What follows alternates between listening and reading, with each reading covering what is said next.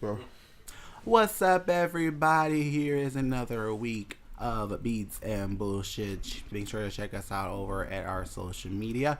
We are on Facebook, Instagram, Twitter. We have an email, of course, and as well as our YouTube for the YouTube, Twitter, as well as our Instagram. Check us out over at Beats and Bull. And then on our Facebook page, check us out at Beats and Bull Pod. Again, Beats and Bull Pod for Facebook. And then check us out on our email. Give us some good articles, give us questions, and give us suggestions over at beatsandbull@gmail.com. Once again, this is another week of your weekly Beats and Bullshit. Once again, my name is Arkeem, your co-host, as well as my co-host here, Eric. What's going on? Nothing much. What's going on with you? And then we got over here as well as Cole. How are you? I'm great. How are you? I am doing well. Thank you very much. And then we got our guest once again, the lovely Rich. How's it going, man? I'm just blessed. Yes. Glad to be here. Yes. So it's definitely a good thing as well in regards to that. He's not really lovely. Oh. You are definitely lovely. You are lovely in my eyes and everyone as well. I appreciate it. No problem. So, we're going to get right. So, basically, we're going to just do a quick check-in to see how everybody is doing. Let's go in order. Eric, how's your week been doing? Same old. Get up, go to work, come home, do more work, go to sleep, and repeat. Can't say much more than that.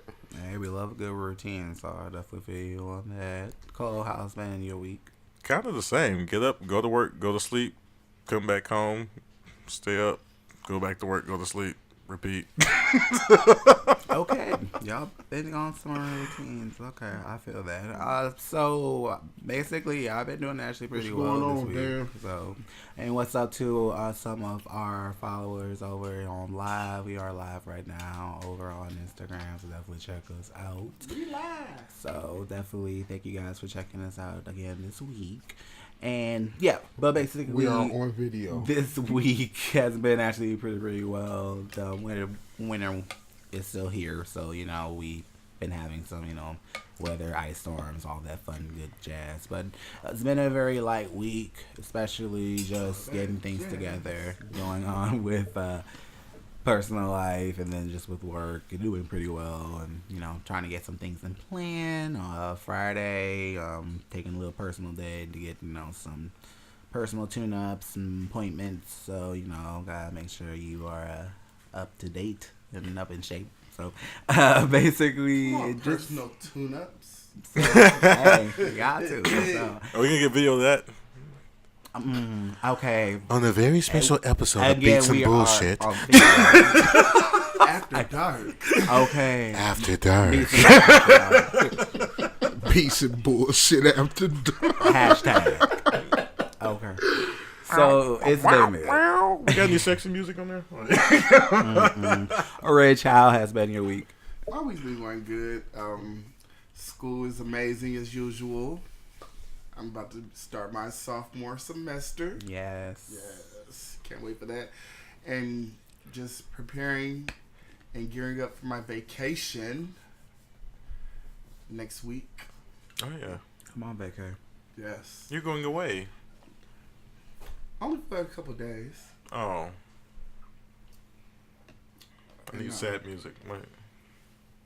You need sad music? Yes. Let the violin play in your head.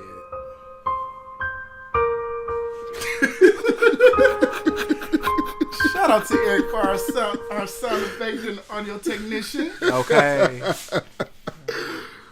Okay. You got your wish now. Lega. Okay. So definitely a good thing, guys. So definitely hopefully everybody else's week has been going well. So we're just gonna get right into it. First off, we're gonna start off with geek shit in regards to the Dragon Ball Super Bropodlly movie. Now it has been out now for the last month, and it's been doing pretty well actually. Oh, sorry. Like what, Broly? But it's been doing pretty well actually. Broly. It hit the 100 million mark worldwide, so that is a very good feat for the movie, that makes it the third biggest, largest opening anime movie right now. So that is really, really good for them, and it's already done, better numbers than their last one, the Resurrection film. So that's a really good thing for the franchise, and then that's the movie. So biggest on top of largest, or biggest times largest, or so it's just like huge. It is a big thing though, and once again, it's also now the first opening but basically it also topped the Pokemon first movie for being the biggest opening for anime movies in the U.S. Sorry. So Pokemon, the first movie was a massive. That was an amazing opening. You got the gold plated Pokemon cards when you went. You remember?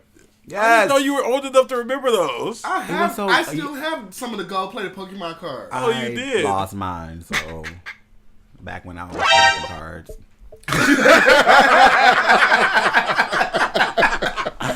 Dead. I was not prepared. I was not either. Apparently you were. I love it.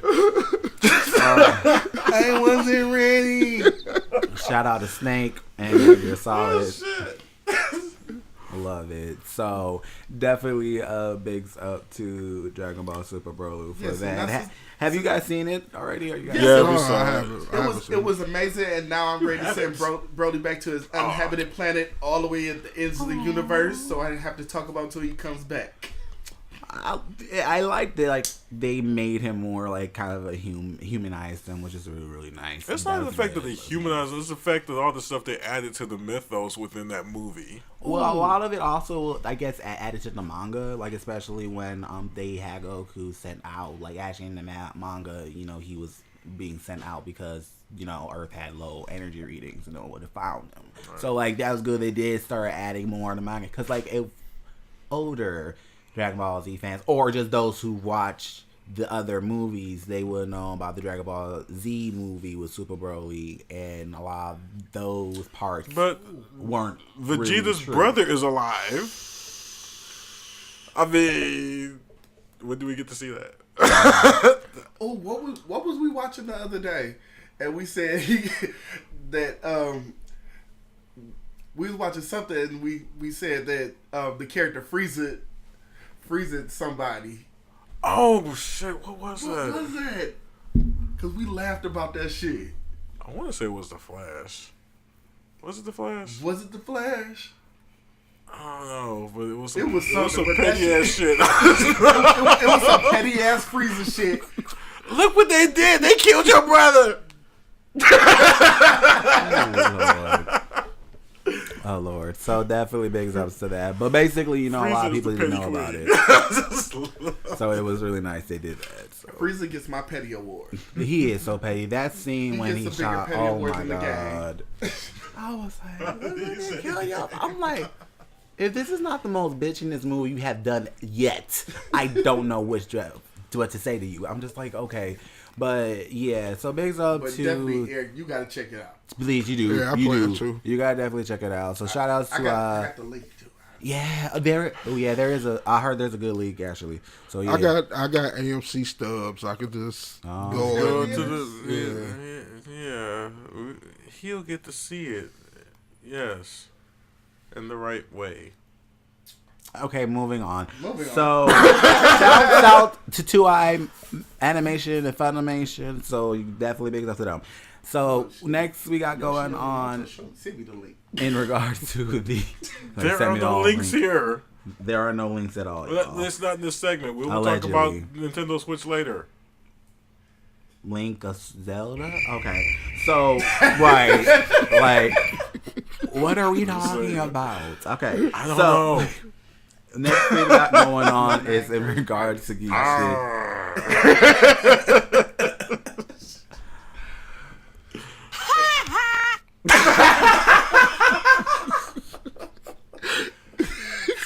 Welcome to another week of Beats and Bullshit. Okay, y'all. a lot of bullshit. A lot of it. So, go ahead. Basically, we got with American Horror Story and, being within FX Network. So, as everybody know with the Disney and Fox, deal that's still going on, and a lot of people were worried for like a lot of their different shows if Disney was going to take them or not. So actually, over at FX, John Landgraf, who is the CEO of the network, actually talked to Deadline about it. A couple of the shows, and one of them in question was American Horror Story, and just a lot of the Ryan Murphy series that are within FX. So also all of the true crime stories, and as well as American Horror Story. So basically, the property itself is going to go over to Disney, and basically what they would probably do is, keep it like how they've been doing a couple of the other Disney properties on Hulu. It might just be a Hulu only thing, or be with FX Plus or their service. But basically, a lot of the main concern is, Disney's getting a lot of mature titles, a lot of mature properties, and a lot of insiders say they are noticing that they are seemingly trying to make it fit and understand, like, it's going to make Disney, a little bit more widespread. They're just trying to figure out, like, how they're going to separate, Disney and from, but we got this too in the back. So, basically, I mean, do you guys like from FX, I don't feel that's shows I don't feel that's the issue. I don't feel that's the issue. I think the issue is the fact that there's going to be a lot of redundant staff and a lot of extra people that they have to cut out. Loss? Yeah, they have to cut out a lot of people, and they're wondering what's going to remain within that. I've been following this particular article because before the Disney acquisition came up, there was in talks of a deal between Ryan Murphy Productions, which, he licenses all his stuff and all his actors. He signs them to Ryan Murphy and not to the show. Yeah. So there was a deal that he was working on with Netflix to move American It got Horror confirmed. Story. He is with the deal with Netflix. He's moving everything. He has a series out. He actually, because Sarah Paulson actually just talked about it. They are doing a project. They were supposed to be moving American Horror Story just to Netflix instead of taking it off FX. I don't know if it was this last season or the next season they were supposed to be doing it. So I was trying to see how that was going to work with the Disney acquisition. Yeah, that'd be interesting. Yeah, he does have the deal. Sarah Paulson and them are going to be doing a project. I would imagine it would depend on if they're already in production or not. Because if they're already in production, they would probably like still keep it on Netflix. But everything following that would probably be with Disney. Well, this was a brand new deal. Like his it wouldn't matter if the company was bought out from under them. All those deals are like null.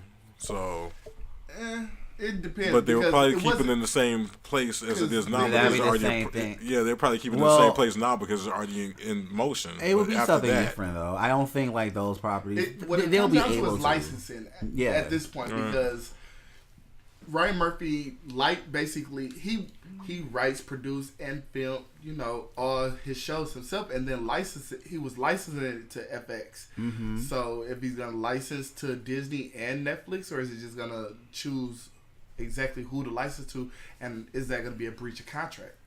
Yeah, something at the end of the day, and that's a lot of legality about it. But for the most part, though, it sounds like American Horror Story as of now will be under Disney. And then other shows as well. Feud is another one. I know Ryan has they're bringing it back because they were in production with the feud of Diana and Prince Charles. So actually, that's been scraped. A lot of people are saying actually he has not had the final idea for season 2.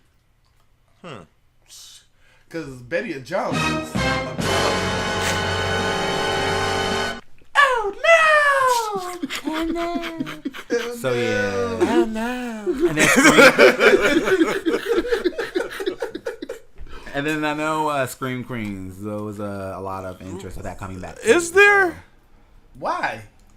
That last season, cult. I couldn't get through it. It is a cult favorite. A lot of people do the like it. The first season, American Horror Story cult. Why? So basically that's another one too. But that'll be interesting. Like I said, so definitely for Ryan Murphy, he's been doing really, really well, especially on the award circuit, with, the assassination of Versace, and then as well as American Horror Story. What a sack for that? Yes, so definitely Darren Criss. He's been favorite of mine. So definitely big up. Since Glee. Yes, right. Started from the bottom. So next thing we got going on is. I know who he was. I'm just listening to the dialogue. Sorry. The banter. Pause. The witty banter. Oh, so next thing we got going on is with Capcom and a lot of publication lists coming out towards the end of the year. Metacritic does a couple of them, and they had named Capcom actually the top game publisher for the past year for 2018.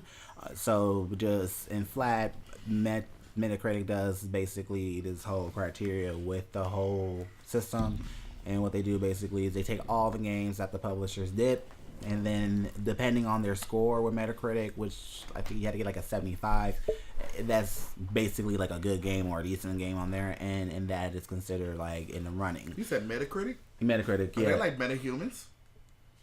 Meta, kind of, yeah. Superhuman critics, I guess. Metas?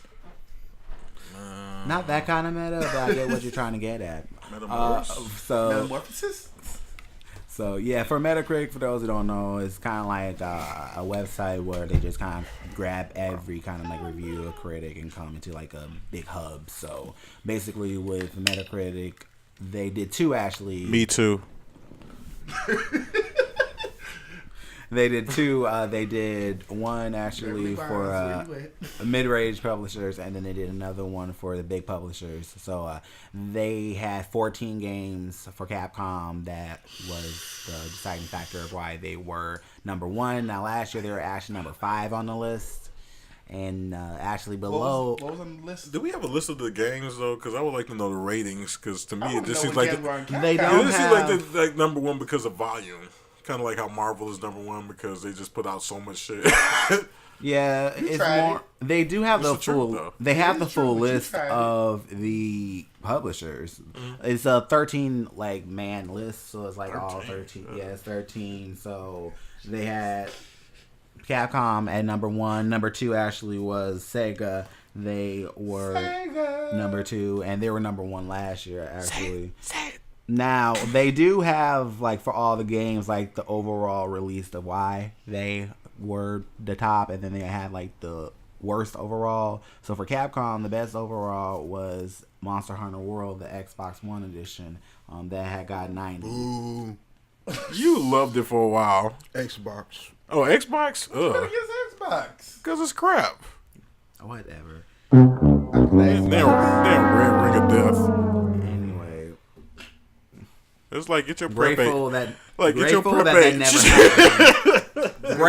never happened to me, by the way. So I was very grateful that never happened. So, and then the worst overall release was the Mega Man X Legacy Collection 2 on the Switch. Really? And that had 60. You say the worst?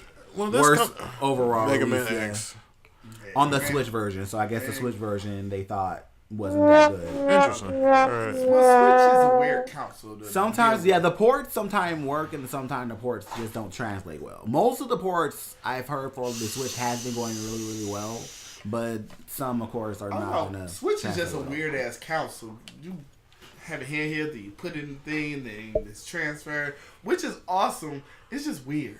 I don't think it's weird at all. I think it's a great console. Very forward thinking.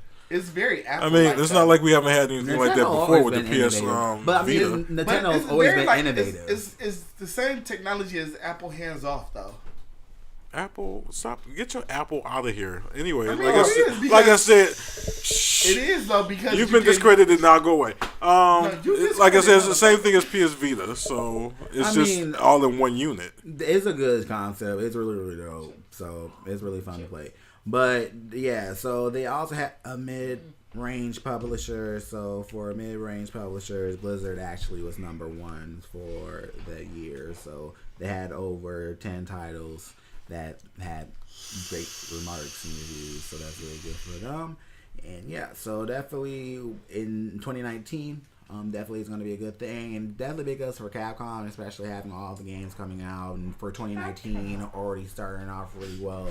with the Resident Evil 2 remake. I know they got the Onimusha remake coming out too. Not remake, but the remaster. Actually, who's been playing Resident Evil out there? I'm sorry, right there. Resident Evil Hear your thoughts on it. I haven't played it. Tonio got it. It looked good. I watched it. It looked great, but Resident Evil games it have been still seems like the same thing good. over and over again. Well, it's a remake. Yeah, Resident Evil games have been consistently good, but I'm just still a fan of the first one. I think if you're gonna reboot it, we have to upgrade it a lot more than what they did. I'm just saying. No, they added a lot of shit. Yeah, honestly, the 2 remake, is what a lot of people are saying is a true remake, because they took the skeleton of what Resident Evil 2 was about and added so many different elements, and they even twisted some parts of the story to kind of give a different perspective of the 2 as well. Not much to like damper like the main storyline, but enough to be like, oh, I didn't think about it that way, or oh, that's an interesting take of how they went with it. Well, question, because I don't play the Resident Evil games. I haven't played the Resident Evil games. I love the storyline. They traumatized me for years, so I never really got into it. Does the storyline? I mean, does the storylines follow the movies or no? So no, not the. Oh God, the movies are something completely different. The games came first. The movies came first. The movie doesn't different. follow the game. Right. Like they take little bits and pieces. Yeah, those are basically two different damn beasts, though. Like pretty much. I played the first Resident Evil when you had to do this where you could play as a boy or the girl. You beat the game as a boy, then you go back as a girl. Yeah. And then my favorite Resident Evil is the one with Shamar Moore in it, where they was in the little deserted prison in the middle of the desert or something. I think that was a third. Was that the third one? That was like the third or the fourth one. That had to be the third one, maybe. But so I'm not too familiar with the Resident Evil. I'll give you like a franchise. I'll break it down. Game side at least. It's surprisingly I like the lore of it because it's very interesting and it's kind of low key. I know there's a bitch named Alice that fell into the rabbit hole. Yeah, that's the movie. Yeah, then you got Devil May Cry 5, so that's also Capcom property. But big subs to Capcom, so definitely a good deal with that. And the last thing we got going on with Geek Shit actually is a little Switch and PlayStation news. So along with last year, is they downs or subs? It's been a very competitive year actually with gaming for Microsoft along with PlayStation as well as Nintendo, with the Switch doing very big numbers last year's. With not only the holiday sales, but just with all the good games that they're bringing out. So basically, you know how I feel about the Switch. I feel about the Switch the same way I feel about the Soulja Boy Council. Who's buying this? Actually, a lot of people. Wow, are you doing that? Families. Like kids. Well, okay, so it's not even kids. What's his Instagram so they can hit them up directly? No, this was a serious question because I'm like, is this like a family council type thing? Yeah. Or it's like it's not even that. That's Nintendo. That's Nintendo's whole. That's always been their market. It's just towards families. Yeah. Right. Okay. Yeah. That's been their That's what I was trying to figure out. Yeah. That has been their market, but the Switch is a little bit more different because the fact, and like I said this when the Switch came out, you have to have third-party support. That's the biggest thing for any kind of game, and Nintendo has always been so shy about that from all their systems, even from the Wii and Wii U. That's why it has not, like, yes, they did good in sales, but they never got good with content. A lot of third-party publishers are really down with this idea that you can take the system and take it anywhere you want and still play it. And for a lot of publishers, for them, that in black, a term gives them a hard on because of the fact it's like I'm able to do a lot of different game content and development. So there's no pause for that one. So when you have ports like Dark Souls, when you have ports like Onimusha, when you have ports like Mortal Kombat 11 and all these other games, that's bringing a different audience, and then you actually are trying to create content that are a little bit more different. And those third-party publishers are going to benefit from it. So you got everybody. Like, you don't get me wrong. It's mainly families, kids, and I'll say probably teens and college kids. But then you got some people in their 30s and such are getting switched before the fact of, like, the games they can get. And then it's the retro stuff. Nintendo still got their library. You can buy all the retro and classic games. Yes, okay. Well, and when you say ports, for me that's just getting back into gaming and for the non-gamers that's watching, can you explain ports? Yeah, so ports is basically, so I say like this is a copy of the original game. So great example, I guess we'll go with Resident Evil since you talked about it. Resident Evil 2, actually. Resident Evil 2, originally came out on the PlayStation. Yes. 1998, 1999. When that came out, they decided to be like, oh, well, other people want to play it, so let's make a copy of the original game and put it on the Dreamcast. Oh, okay, people on the Nintendo 64 want to play the game. Let's make a copy of that and go to Nintendo 64. Like export, import. Oh, basically. so it's just different. Okay, so but you can play different systems. And Gotcha. sometimes the ports can be good, which a lot of people say the Dreamcast version of Resident Evil 2 is the best. Whereas graphics, gameplay, like a lot of people say it's better. Dreamcast was a hell of a system. Yes. Dreamcast was before its time. It was before its time. So, it should be out now with the PlayStations. And you know what else? Y'all probably disagree with Sega Saturn. Wasn't too bad. No, it was. Dreamcast was the upgraded version of the Saturn. Yeah. It was Sega CD. Yes. Yeah, now then that it was Sega Saturn. yeah, it took them a few consoles to get it, but they got it with that Dreamcast. Dreamcast was fucking amazing. It was. So that's kind of what it is, and then you have Sucky Airports, which is the Nintendo 64. But Nintendo 64 was good, yeah, man. I love Nintendo 64. the only thing that was good. That was a good thing, though. 007, GoldenEye. Right, GoldenEye. Now, the only good thing about that Mario port, 64? though, right? Yeah. I got that now. Okay. Do you have it? Yeah. Are we gonna play that out? I gotta get a piece because there's no AV outlet for that. It's the adapter. It's just HDMI. Hey, the new It's ones, they don't have it fancy. anymore no more. Right. Right. Fancy. You fancy. Yeah, too damn Fancy, fancy. huh? So, yeah, but side note, no, the only one good thing about that Nintendo 64 port is, like, instead of the 2 discs, it came in 1 cartridge. So that was the, like, cool thing about that. But No, that was the whole thing about the 64. All the tech was in the cartridges, so. Doom was out cold on Yeah. 64. Sega 32X. That was the first time that I got Doom. And that shit was cold. That was the first the Doom. first time I played Yeah, Doom we was did. on PC. Yeah, that was true. good, though. True. Reeling back, though, because, like, we are getting, like, deep into it. And Deep. Pause. Oh my god. Now that was a pause. I'm gonna die. So, with PlayStation 4 I gotta get and a with the dang Switch, dash. though, that'd be nice. Pause. Sound effect. We could get that. So, with a lot of the numbers with Switch and PlayStation 4, it was very toe-to-toe in regards to how they're getting different kind of numbers. So, overall, they did 32 million this past year. But in the Pacific months, between October and December, actually, they were doing 17.4, and I think it was 17.7. Yeah, 17.7 for PlayStation and 17.4 for the Switch. So, like, it was pretty close, in regards. PlayStation came out on top. They did. It does give me a. Take that. In my beauty voice. Take that. Harlem Shake. Right. Got the shirt on for it. Ooh, there you go. So I'm curious though, because it really shows that like the Switch is like. I'm not touching that one. I wouldn't either. That was Aubrey for a second. That was Aubrey for a second, having a moment, y'all. All of that. That was a whole song. Y'all don't remember that song? Yeah. Not that routine. Anyway. Not that. Moving on. But anyway, yes. That's pretty cool though. But I'm curious to see like with the Switch, like a lot more people are gonna buy it this year, especially with all the new games coming out. So definitely that's gonna be a good thing. But yeah, that's I good. want Nintendo to make a HD.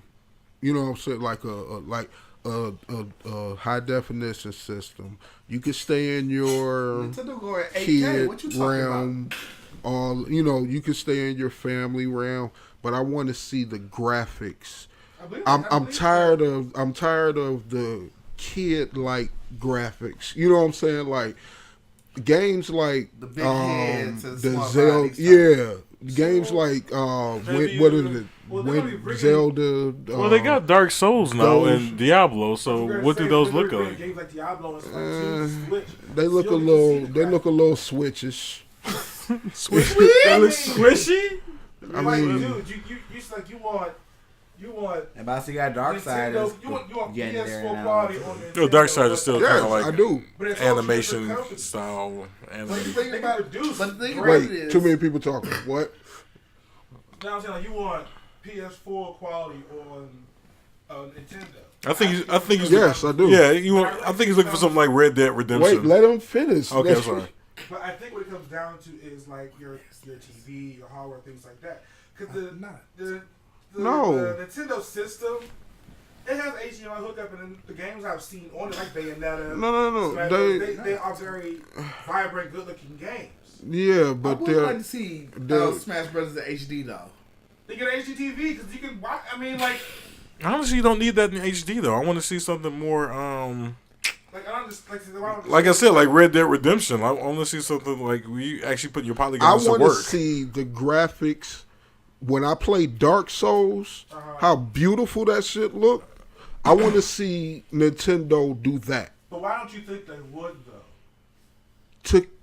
To compete with the game with the consoles now. I mean they. No, I'm saying, why do you think they would not give you that same quality? They haven't. They're You not. Dark Souls on the Switch? That I've was my seen next it. question. I've seen it, and then it's a remake of Dark Souls 1. Oh, and this one, so that's So different. it's a remake Dark Souls 1 and they're calling it Dark Souls 3? No. okay. It's No. just No, It's just the original port. It's the Diablo 3 is on Switch. I know, I've seen But that. Dark Souls And that is to me looks Now- pretty good. but see the Go ahead.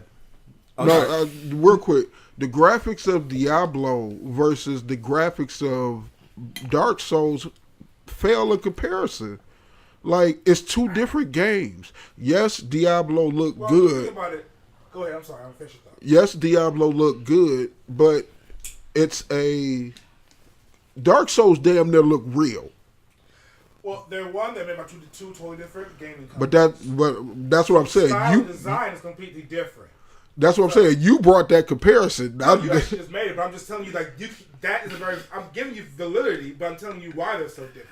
Like because Actually, he just kind of mistook the games. That's what it was. Huh? He just had a mistake in the game titles. That's what it was. No. No, we off that. Oh, okay. Never mind. All right, go ahead. Moving on. Okay. Moving right along. With that in mind, that is Geek Shit, y'all. Ease on down the road. All right. Now, so next we got You going can on win. Anyway. It's Michael would be proud, I guess, with that. So next thing we got going on is with the T, your weekly dose of hip hop and pop culture news. So we got first off the lovely Bow Wow situation that occurred these past couple Lovely. days. The domestic So pretty, case so pretty. that's been going on.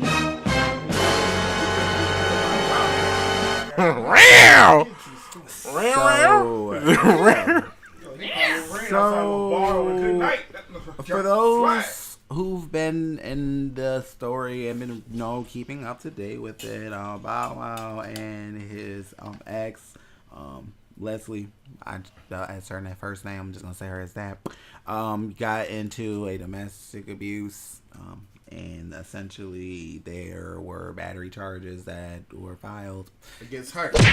I missed that it was his ex. Let's get that. Yeah. For some reason, I thought it was some rando. He filed charges on her. How bad you get your ass beat? Did you see the picture though? He needed to. That's why I said when he feels like he got caught by Wolverine outside of a bar on a good night. He is slashed the fuck up. That's like It's literally like a large scratch Scratch print on like his this across face. his face. It's pretty bad. Yeah, he was taken to jail. He was released on bond. The representative confirmed, so it was a $8,000 bond. publicity stunt. So now That face wasn't no publicity stunt. that was not. He took an L to stay relevant. Oh no! I've seen it. Wow. I've seen it done. Ain't We that doing much that? relevancy Yep. in the world. I doing don't that. think that though, because I here's the did thing. Here's the thing though. I don't like- see that from that mugshot. No. Here's the thing, because like I know they're on. I'm just saying. They're on the growing up, Little Kim said it best. growing I know the growing up difference hip hop between a show or publicity something like stunt and a that. federal charge. Yeah, growing up hip hop. There you go. Yeah. So like I know they've been Wasn't he on on that that show level? for the last couple of years now, and like when I was catching up on this and seeing what was going on, first of all, for Bow Wow, I know the last couple of years has been in and out, and I think a lot of people don't be giving him his flowers in the sense of like the dude was like very young doing all this, and that's his gift and his curse, and that's the thing. So the thing about it though is it's crazy. Like seeing him like this, like wilding out like this, is kind of crazy. But it's like, well, I can't say he was wilding out. Yeah. Like looking at the pictures, she was the one wilding out, not him. No, in this instant, it seems like she wilded out. The police just took both of them down, and which is standard procedure, by the way. Yeah, but to be honest, this went the best possible way it could go for him, because had he reacted and hit her or whatever, then the headlines would have been completely different. From the witness accounts, he did everything to not do anything to her. He just tried to like let her do her thing and just protect himself. Real talk. Shout out to Bow Wow for that. Because way to be a grown man in that situation. I know for that one. I know that's hard when you trying everything to. Not to mention, she looked like she's bigger than him. And my motto is, if you big enough to hurt me, like I can hit you back. Everybody he date is bigger than him. See, right. No shade. And on a serious note right now, domestic violence is not no joke. At all. It's not. Not at all. And it should, and I hate that there's a caveat that we have to like sit there and take it, and we can't protect ourselves because of this like outdated stigma in our society. It's all on stigmas. But the thing is, like, how can you really prove? All right, you with your girl, she wilding out, she hits you, bam, you hit her one good time, you bruise her face, this, that, and the other. She called the police, he hit me. How you gonna prove it? And that's the sad part about our judicial system. My eyes swole shut. I mean, luckily in this case he had enough witnesses that like corroborated his story. Were they at the house or were they at the studio? Or a party? They was at Shaq's Super Bowl party. Yeah. Oh, that's why she was upset. No. I heard the story of what supposedly happened. I forgot. So what's the story? I completely forgot. I know I heard it, but I forgot. So I don't want to get it all fucked up. But it has something to do with some drinks or something. I can't remember. Hold on, she beat his ass over liquor? She was liquored up. There's something in his liquor. Yeah. A lot of shit. Shout outs to Chris Brown. Oh Lord. Okay. Yeah. And, wow, that's a horrible segue. But yeah. Damn. I didn't think about that one. Segue into the past. We talking about that already. Anyway, that's not even the past now, is it? Full circle. You know this climate. You click it for 3-4 days and then it's on to the next. Yeah. Okay. So apparently she was upset because he was going to Super Bowl related events without her. She wasn't invited to Shaq's house. Wait. Really? Wait. Really? Right. She wasn't invited to Shaq's house. I want to go to Shaq's house. Was she listening out on the buffalo wings? He must have had cheddar biscuits. To be that like that bit attack like that, there must have been some cheddar biscuits. That's why she wasn't invited, because she do shit like that. Man. So, I want to go to Shaq's house. For what? Everything oversized. Nothing. Right, bunch of sweat stains. You gotta wait for everything because it's on delay. Shaq got the big ass chairs. You 6'2", you sit in the chair, your feet still swinging. I mean, oh my gosh. So what's next? Hopefully, Bow Wow, you get that speedy taken recovery. care of. That that's that nigga fine. That nigga was in the club the next night. I know he gonna yelling out the damn car window like he Tupac. Right, just break out the cocoa butter and move on. Face scratches and everything. Well, more of the fact of this whole little the little case thing, it'll blow over, but that's just so crazy. Right. So next thing we got going on is a little bit more court talk. Is with Tekashi 6ix9ine. Wait, what? Dan said she reminds me of my old bass player's ex-girlfriend. She was psycho. Oh. He used to get his ass whooped at practices and shit. She used to come in with scratches. She used to pull up. Did she break the bass on him? Oh no! Real WWE style. Boom. Oh shit! So definitely that's a mood.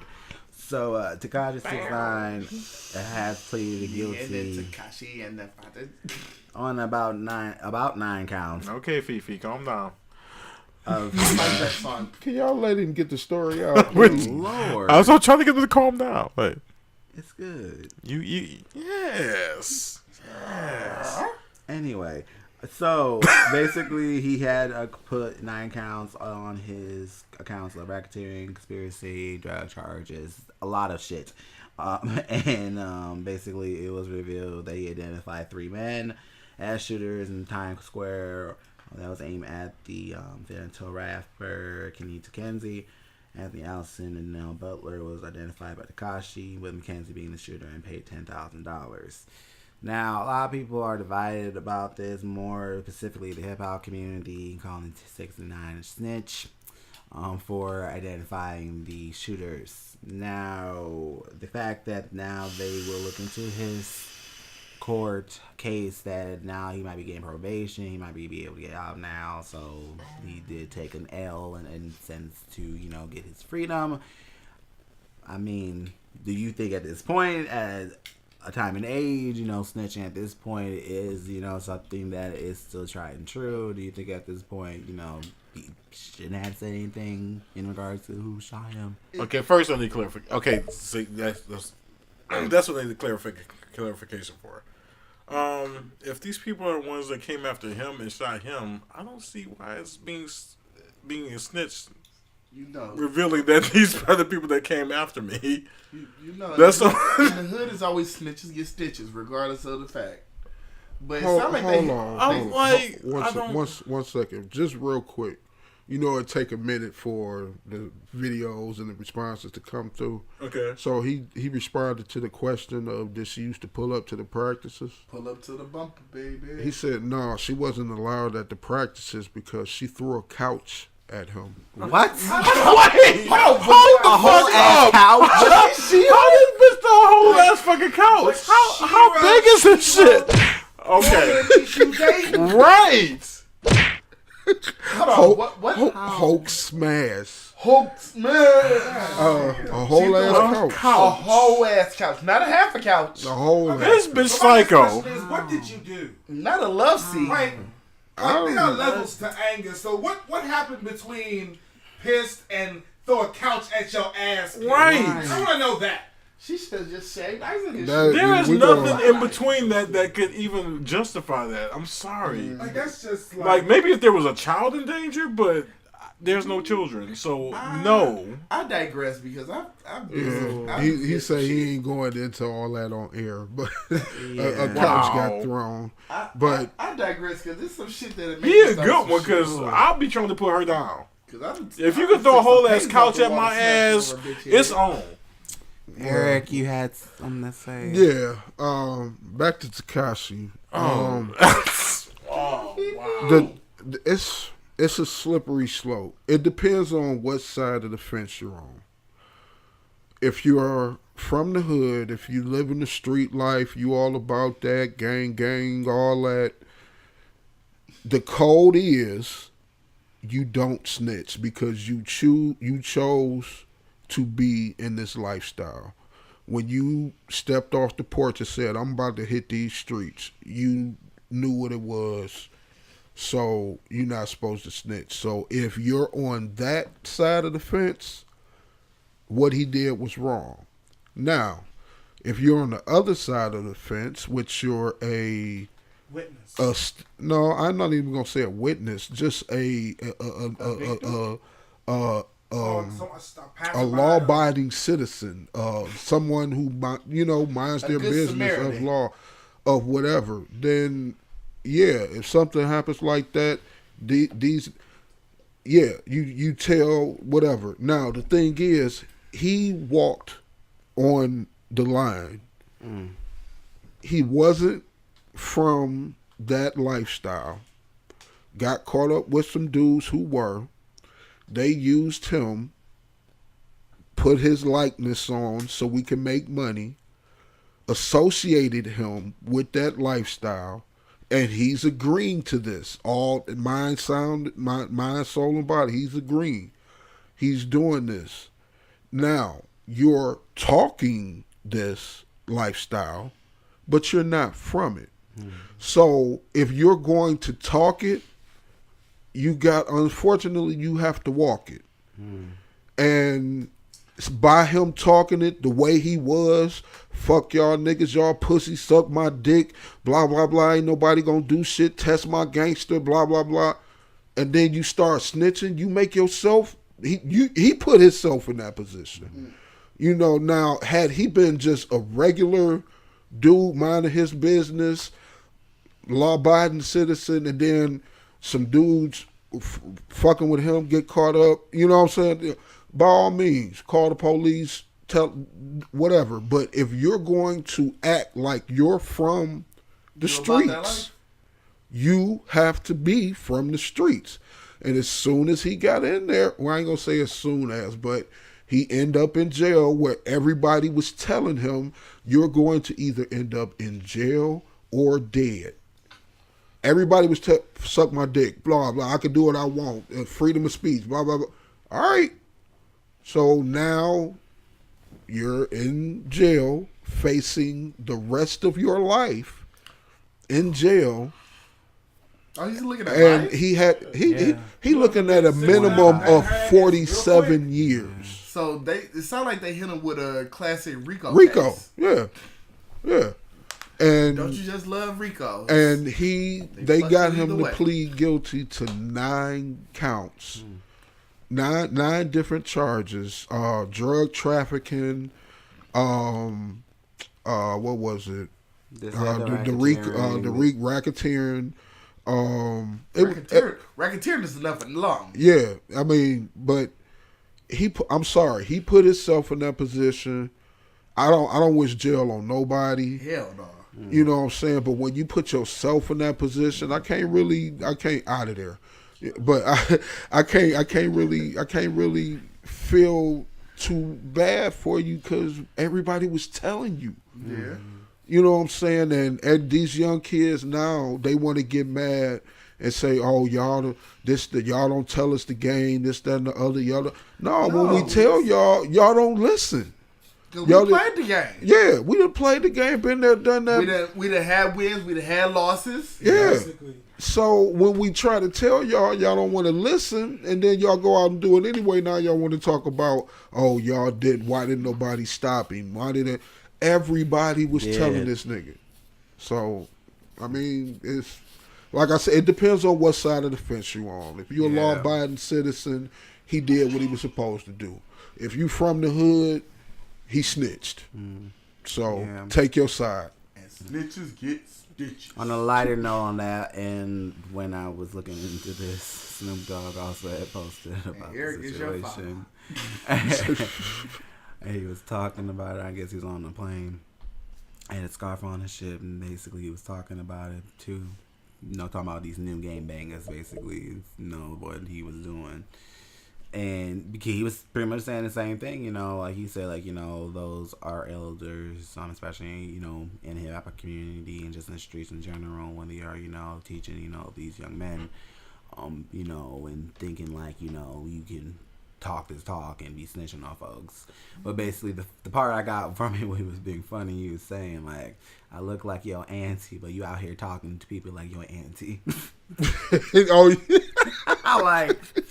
I'm paraphrasing a little bit, but yeah, he was that's basically what he said. He was like, I look like your auntie, but this nigga, your favorite rapper, singing like your auntie. Yeah. You tired today? No. Oh, okay. Just asking. Oh. You said what? A little more in it. Oh. All right. I missed the question. Oh no, I'm good. About to say, was I sleeping? No, that nigga sleeping. Oh, okay. Look, I'm trying to get him out the shot, but it just ain't working. Okay, so. I wasn't sure. I was I try not to sleep on camera. Just so y'all know, all the bullshitters out there, Cole be with us for about the first hour or so, then he out of there. Down. So this is normal. He's all right. He gonna wake up a couple times and hop in and then go right back out. So yeah.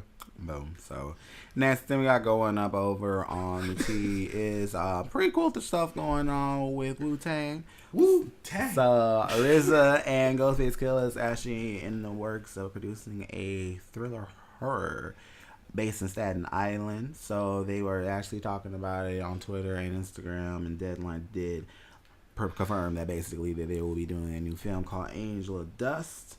Now this is going to be Angel of Dust. Angel of Dust. That sounds interesting, actually. And now it's inspired actually what happened around the hood with the Wu-Tang members when they were growing up. This is being actually created by Ghostface Killah and his longtime manager Caruso, and RZA will be directing the project. You say RZA? Yeah, RZA will be directing the project. Yes. And, of course, with a Wu-Tang film, there will also be a Wu-Tang soundtrack coming along with the film as well. And this will be produced by Ghostface and Caruso for the film. So, yeah, it sounds pretty cool. I'm sorry, Ghostface cold, so... Yeah, that's going to be dope. That's really, really nice. There is a little bit of a synopsis for the film. So, the movie is going to be filmed centering around a character called Casey, which they are describing as a normal yet exceptionally smart teenager and talented rapper. But after the mysterious death of his parents, he's been forced to grow up in the toughest inner streets, which is known as Shaolin and Wu-Tang folklore, basically on his own. As life in the hood around him gets tragically worse, he must put his skills to the test and survive not only the gangs, corrupt cops, as well as junkies and bullies, but a serial killer with seemingly supernatural powers dubbed Angel of Dust by the media. You said it's going to be sitting around someone named Casey? A name, yeah, a guy. I guess a guy named Casey? A guy named Casey. See, that's weird, because when I hear Casey, I think Taylor Swift's best friend. Like, my best friend's named Casey. Well, yeah, now, but that is more unisex thing, though. It is a unisex thing,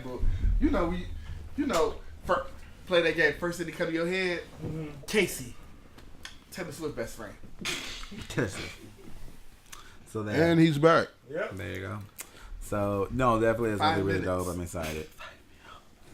Oh God. Okay, so definitely bigs up to Wu-Tang, RZA, and Ghost for that. Shout out to Lil Mo.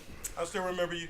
So next thing we got going on with the T is continued coverage about the Jussie Smoliet charges and hate crime incident that happened last week, and there has been yes.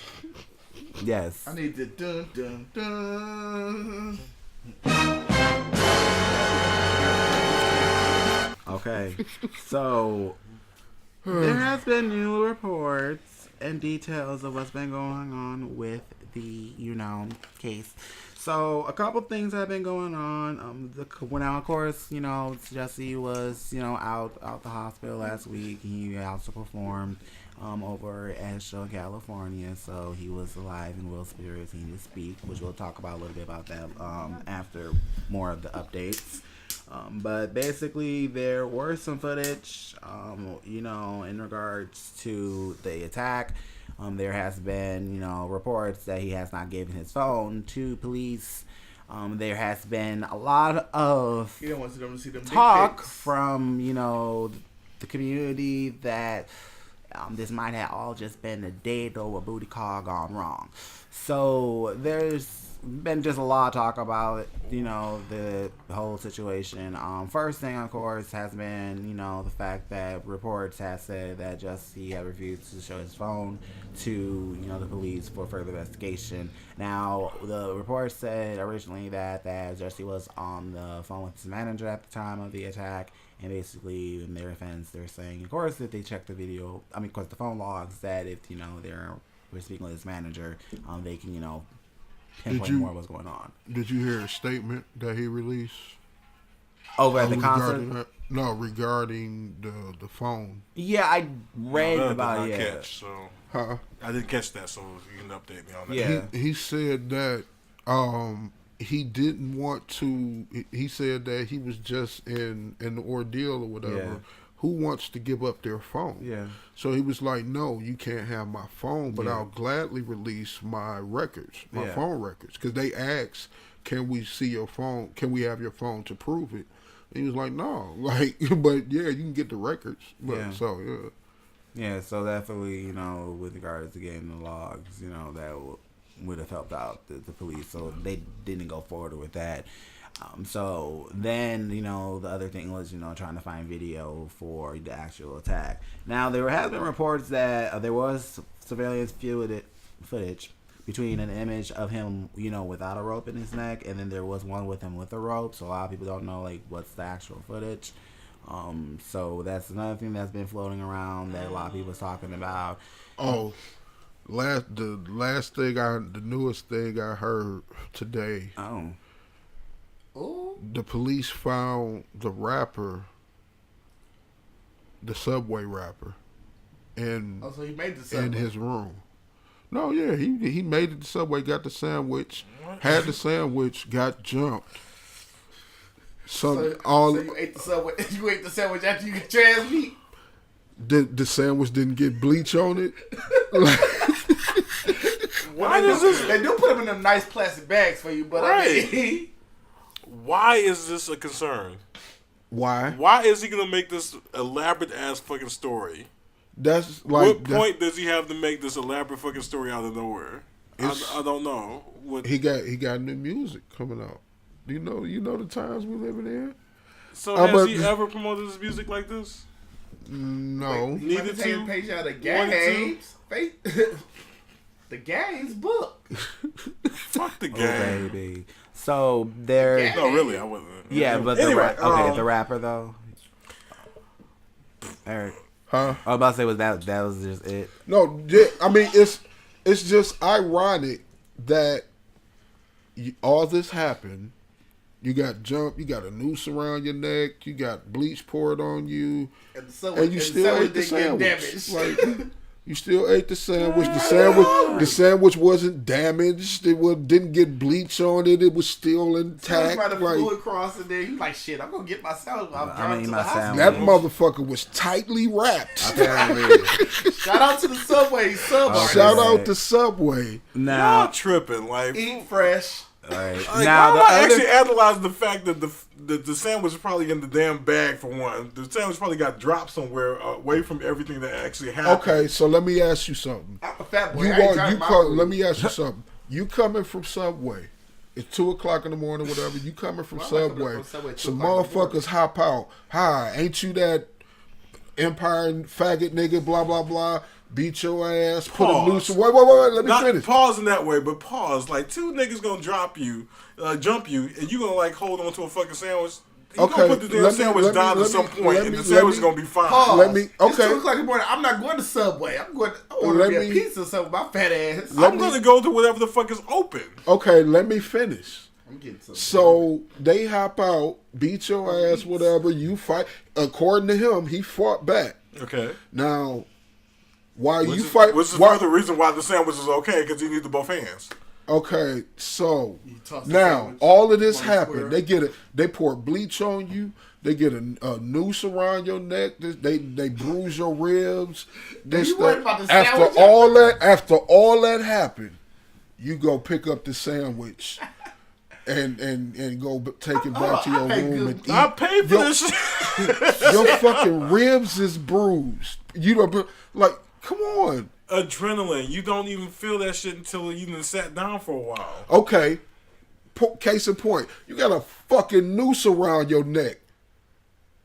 And? So you, with the noose around your neck, you eating the Subway sandwich? What the fuck?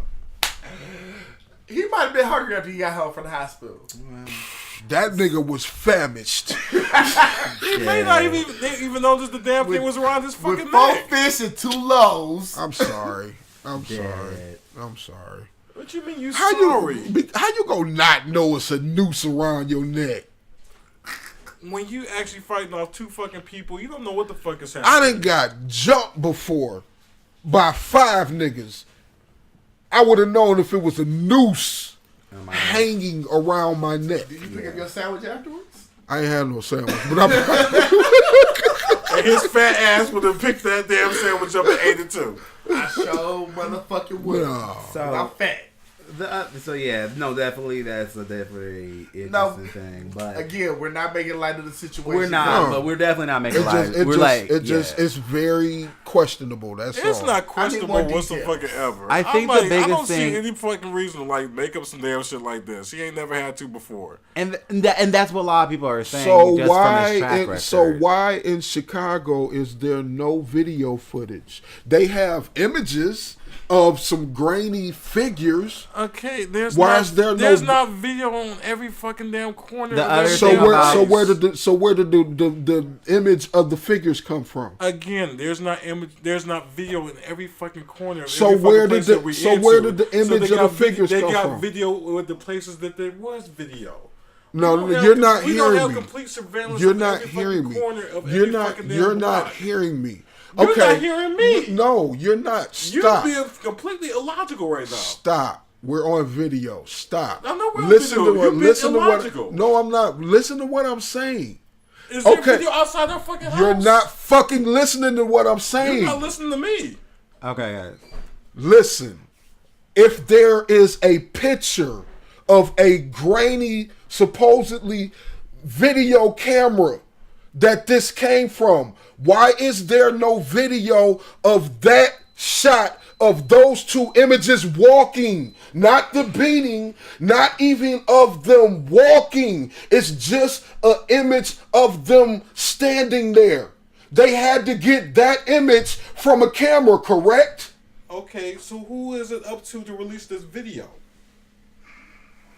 If they didn't release the video, then that's all we got. There is no video. The police have been searching. The police have been searching for the video since it happened. The FBI have gotten involved. There is no fucking video. Where did the picture come from? You're proving my point.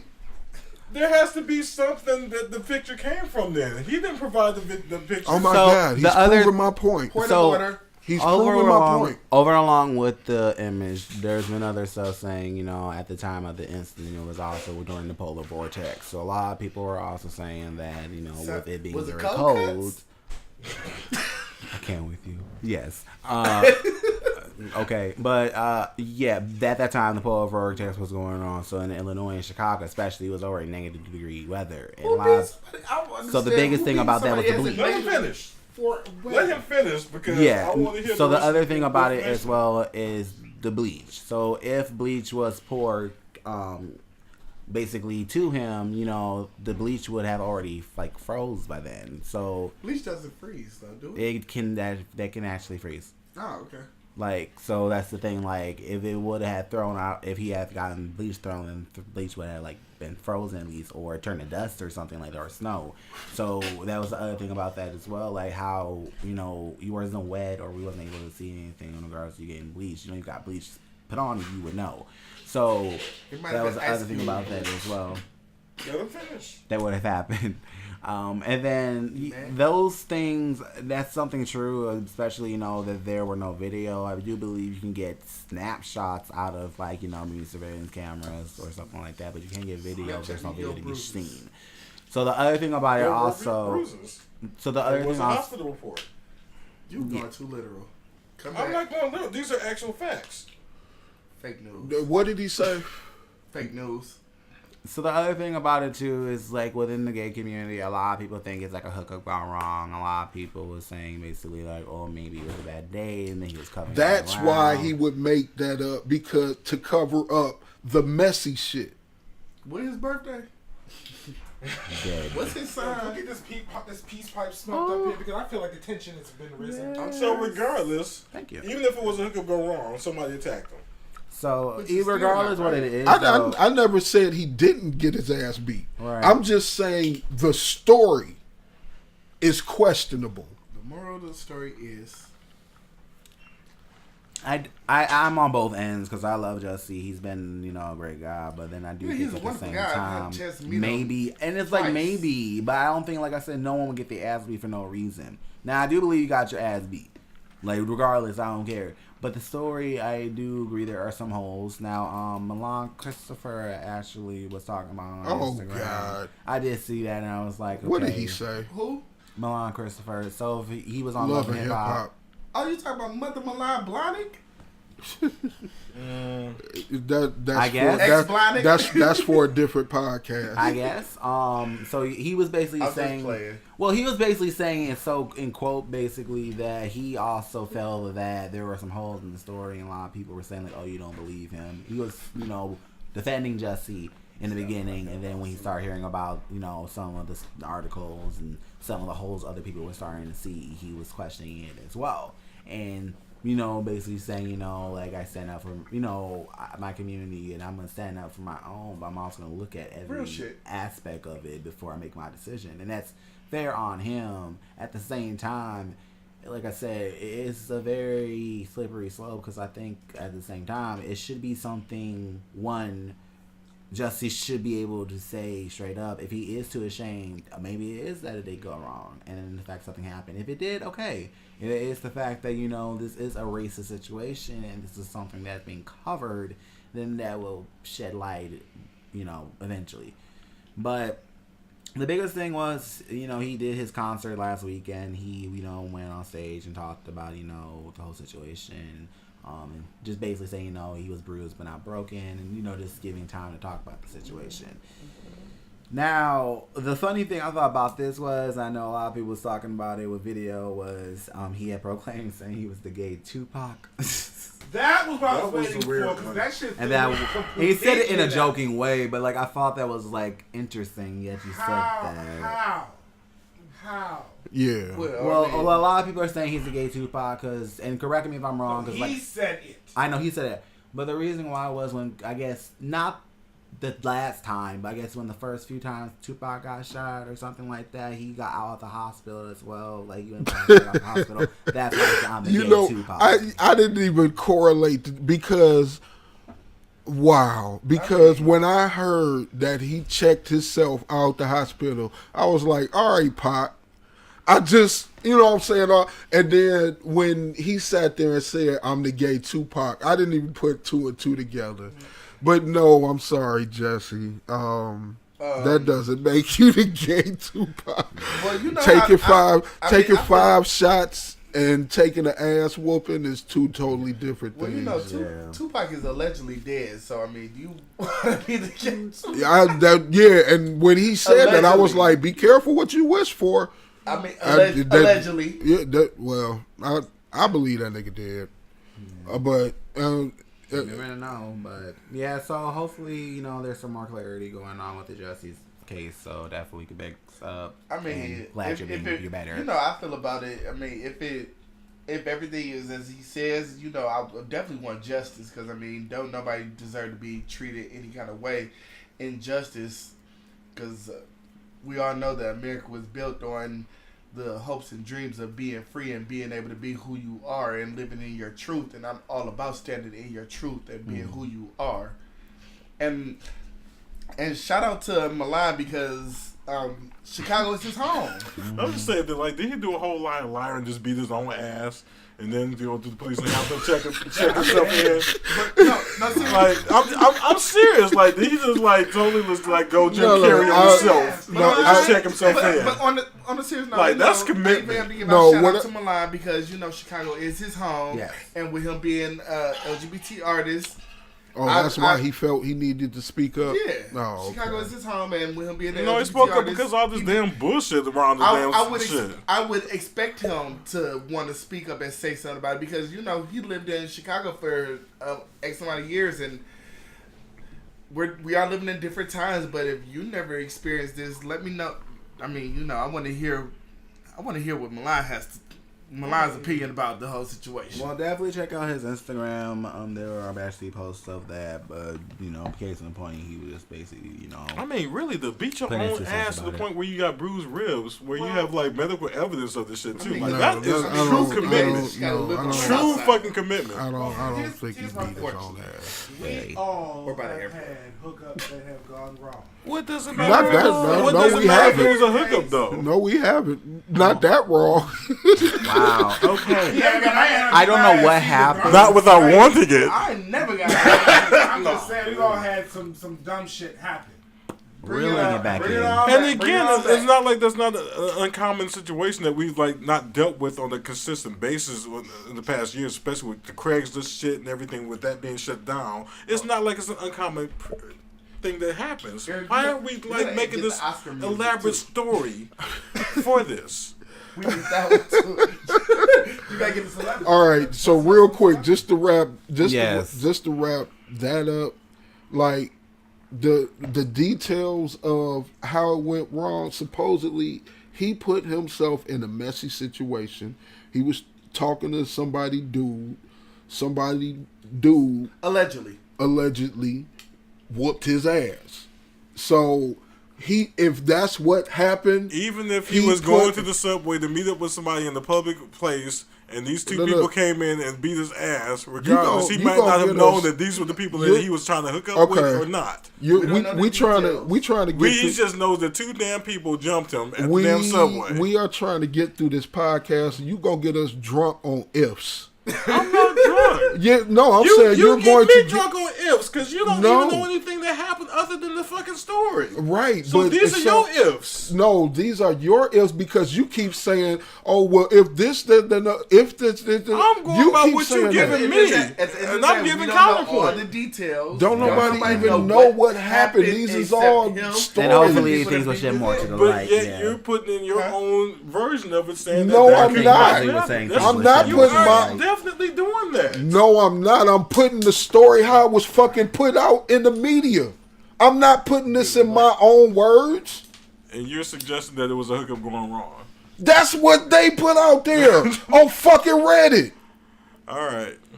And I said it, and I read it in a minute. That's you doing that shit. That's not me doing shit. It is. No. You just sat here and said, I'm putting the shit. You thought that I was putting shit in my own words. And no, I'm saying this is what they put out in the media. It sounds funny that how did he have a whole ass sandwich? I'm like, well, damn, because it was put in the media that they found the wrapper of the fucking sandwich after all of this went down. And I said it was mighty fucking funny that after all this went down, you got a noose around your neck, you got bleach on you, you got your ass beat, and you still find the time to eat a fucking sandwich. That's mighty funny to me. Ain't you hungry after like defending yourself? No, I want to go find these niggas and kill them. How would you go find them? Okay. That's what this is how you getting us drunk on ifs. No. This is how you getting us drunk on ifs. No, turn your volume down. Okay. Why are you yelling at me? Because I'm right here. We're trying to get your volume down. We're trying to turn your volume down. It's down. We're trying to get through this podcast, and you keep bringing up these ifs. And you were wrong on what you. One guy's gonna chase after two dudes that just kicked your ass. Yes. Why would you do that? Because these two niggas just fuck. With what? Next story. Yeah, because at this point there's gonna be with my motherfucking hands. Why are you yelling? Because you're pissing me off right now. Why? Next story, please. I'm about to say, because if we keep going on this, we're gonna keep going on a circle. So moving on 5 hours instead of 4. Right. Smoking the peace pipe. Let's cut the shit, Dad. Come on. Moving on. Last thing going on, we got with Did he have a gun? Cole, leave it alone. You see what I'm saying? Dad! We're trying to move on. Like, seriously, leave it alone. Please. Wow. Like really? At this point, dead. It doesn't matter. No more. I'm working with No. You still trying to keep it going. Okay, Eric, Cole, stop. Really, stop. Don't talk to me like I'm a kid. Next on the docket. Smoke the weed. Right now, let's just go. Last part we got going on with the T is in regards to B and Jay-Z. So basically they are wording fans to changing their lifestyle in a very healthy manner. So last week they actually just announced a new initiative over on Instagram and worldwide called the Green Print Project Sweepstakes. And basically they are going to be hooking up some people with a 30 up to 30 year of supply. I didn't know it was a contest because I've been following this story. Mm-hmm. It's a contest. It's up to 30 years of tickets, free tickets, mind you, to any Jay-Z and or Beyonce show. Okay. I just want the J tickets. I'm good on. I'm gonna see. Well, nah. I went to B concert and I fell asleep. For real. I'm going to record to say it. I went to Beyonce concert and I went to sleep. Wow. I think there's only so much hair whipping and dropping it like inside you can take. Wow. And that was the fourth tour. What she did for 4. And that's my favorite album. I was going to say that too. I was like, I actually dig the album too. That's my favorite album. But that concert, I went to sleep. Oh, Lord. Or, oh, God. No shade to Beyonce, my fellow Virgo. I love you. Ooh, maybe it was a bad night. But you can get more information at the greenprintproject.com. That is where you can enter the sweepstakes and learn more. And they have, different kind of recipes and different content that you can participate and learn more about the vegan lifestyle. So that's basically a good thing for a lot of, her fans. She has a great following, and definitely, for doing something like this would be awesome. I actually want to do that. So that's really, really cool. So I'm happy that she's doing that in regards to, the fans. But then also, a lot of us actually are turning more into like, a vegan lifestyle, which is really nice. So very good to hear that. But for those who are interested, definitely check out, the greenprintproject.com. Definitely check that out and a lot more. So, it's definitely a good thing, especially for the community. So that is it for the tea. So if you guys have any articles or anything tea going on in your hood or just worldwide, send that out over to BeatsAndBull@gmail.com. We'd love to put those up. So next we got going on is Bullshyt, and this week it's a little bit special. So Grammys is coming up this week. It is going to be airing on Sunday over at CBS. Comes on at 8 p.m. Eastern, so definitely check that out. 5 p.m. Pacific. Alicia Keys is hosting and going to be the Madam of Honor the whole night. We are very excited to see her do her big thing over at the Grammy Awards, and we're doing a little bit different this week. We're not really going to cover a lot of the new music that came out this past week. We're really going to just talk about the Grammys, predictions, and performers coming out. And then, of course, we're doing Song of the Week, and got a little surprise about that when we get there. But basically, like I said, so Grammys is on Sunday. As someone who considers himself as a creative, but then also understand, like, organizational shit. The Grammys is a great... Grammys? Huh? Are you looking forward to the Grammys? Yes, I follow the Grammys. Like, I know, like, it's just a award, but like it's still a big thing, especially in the music industry. And it is a big thing, but I look at the Grammys like the Academy. Yeah, and it's like, no, it was an honor to be nominated. Yes.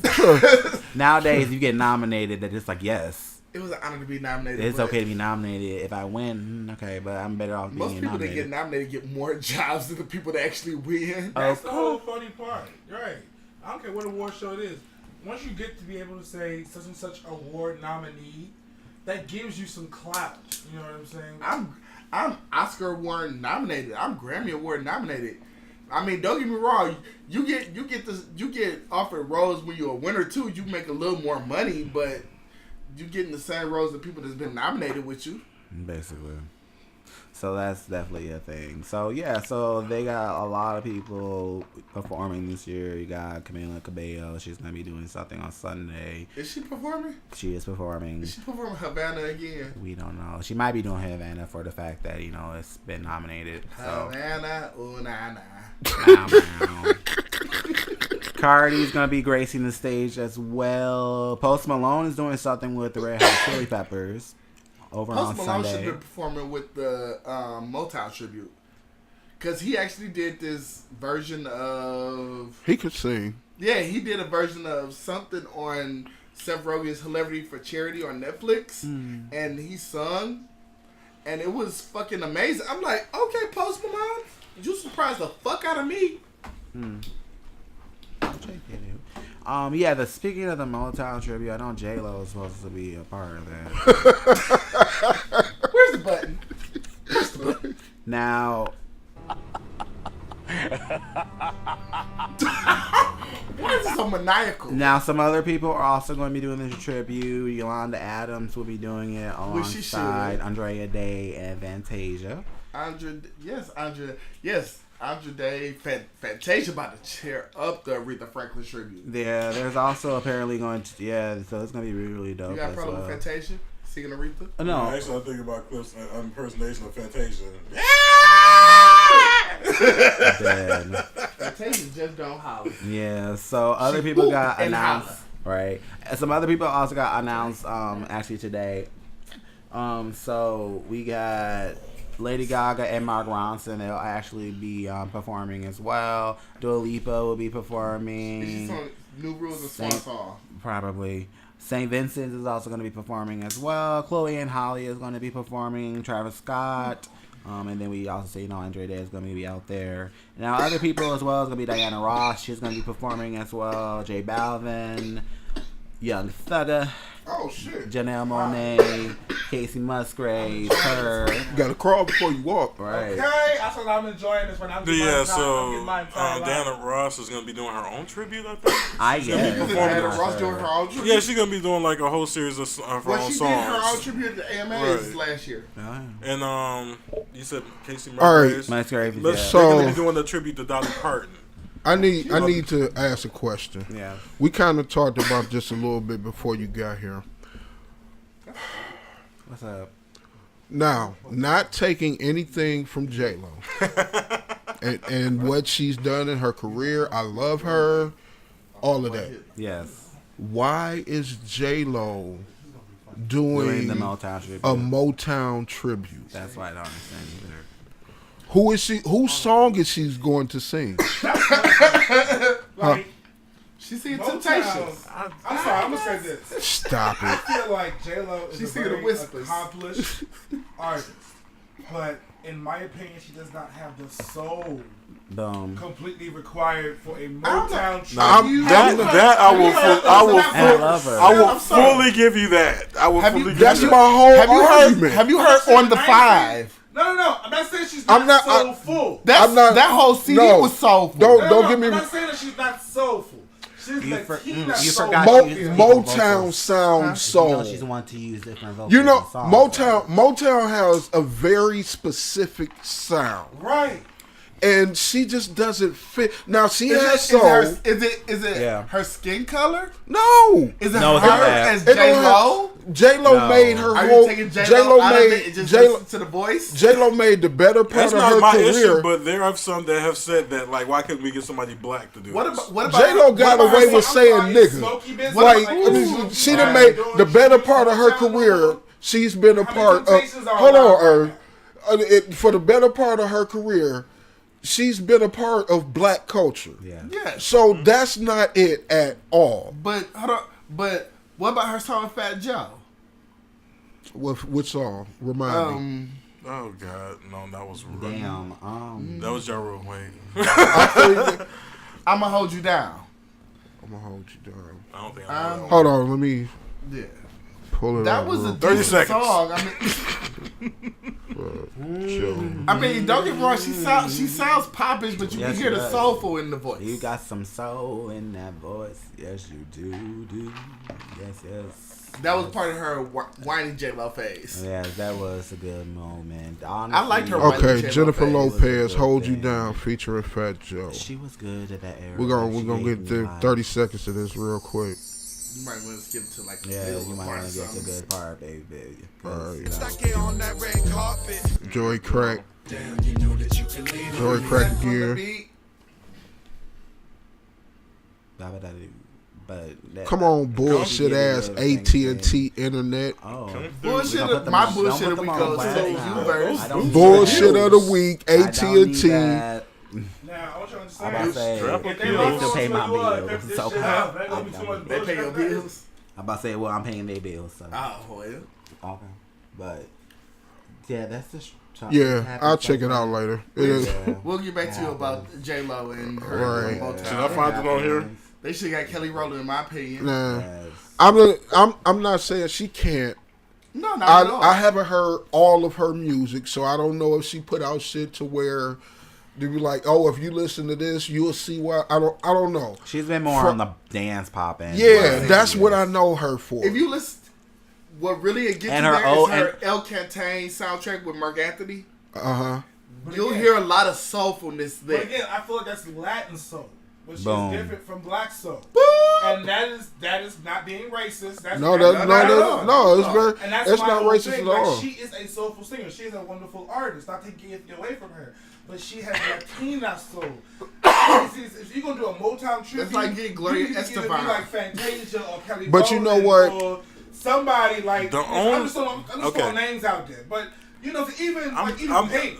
Pink has I'm owning being the Well, eternal devil's advocate. Only thing that make that sense is J-Lo album coming soon. No. Anyway, only being the eternal devil's advocate here. The Grammys being what they are, there's going to be a big ass stage production surrounding this, and so they're going to her to put on the performance and portray these songs in a particular way. She better have That's costumes. the only She way. better give me That's the only all reason why I would Soul think they Train. would go to her for this. Like she's vocally capable. J-Lo of doing, better have bell bottoms on when she do her baby. performance. She's vocally capable of delivering some of these songs, Supreme Era and everything like that. But I think it's going to be more about the performance they're going to put in place for this whole production that they got her to do it for. So, but you know what? That's my percentage. It seems what this Grammys is shaping up to seem like, with Alicia Keys being the host. I mean, because we know she could sing, she could perform, but I'm surprised that they didn't go to Alicia Keys to do part of this. Especially being the host. Say what? I'm surprised they didn't go to Alicia Keys to do part of this, especially being the host. Who's to say that she won't have any special guests? She dropped out. You know what I'm saying? That's also true. That's also true. So that was my point I was getting to, which was funny. That was my point I was getting to, which was the Grammys are shaping up to be something that we're just going to have to wait to see what they are doing, because right now on paper they're all over the place. And on paper they're all over the place.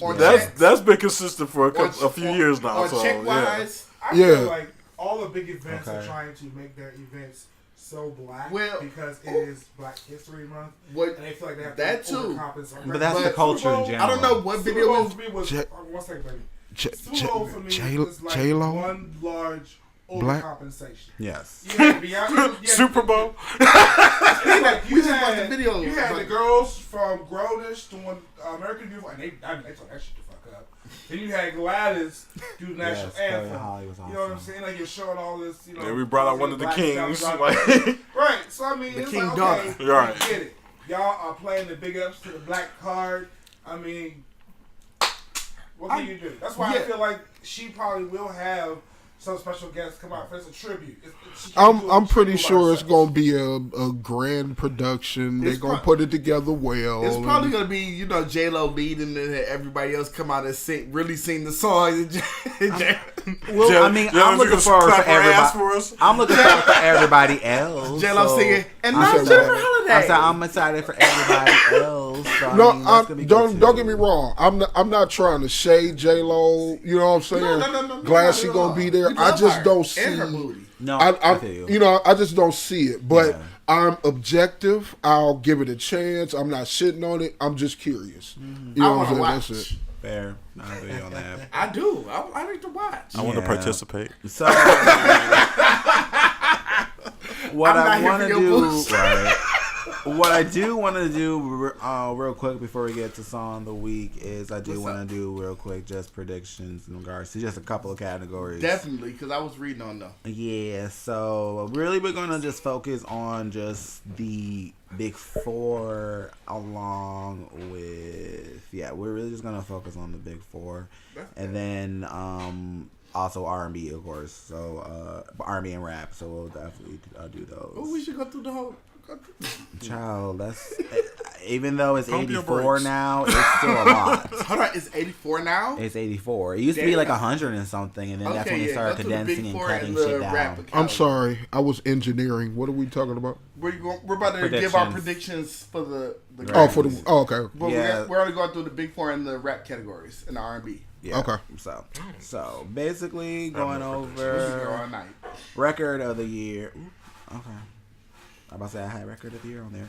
So Everybody look up, take a pic real quick. Because I'm going to write down our... Okay. Hey. I don't know if they got all of them. I'm going to catch everybody's predictions so we can report on them next week. Ooh, nice. That's a good thing. And we might have a prize for whoever got it right. Oh, that'd be nice. All right. Okay, so record of the year, we have I Like It. Put the link in the group chat. Yes.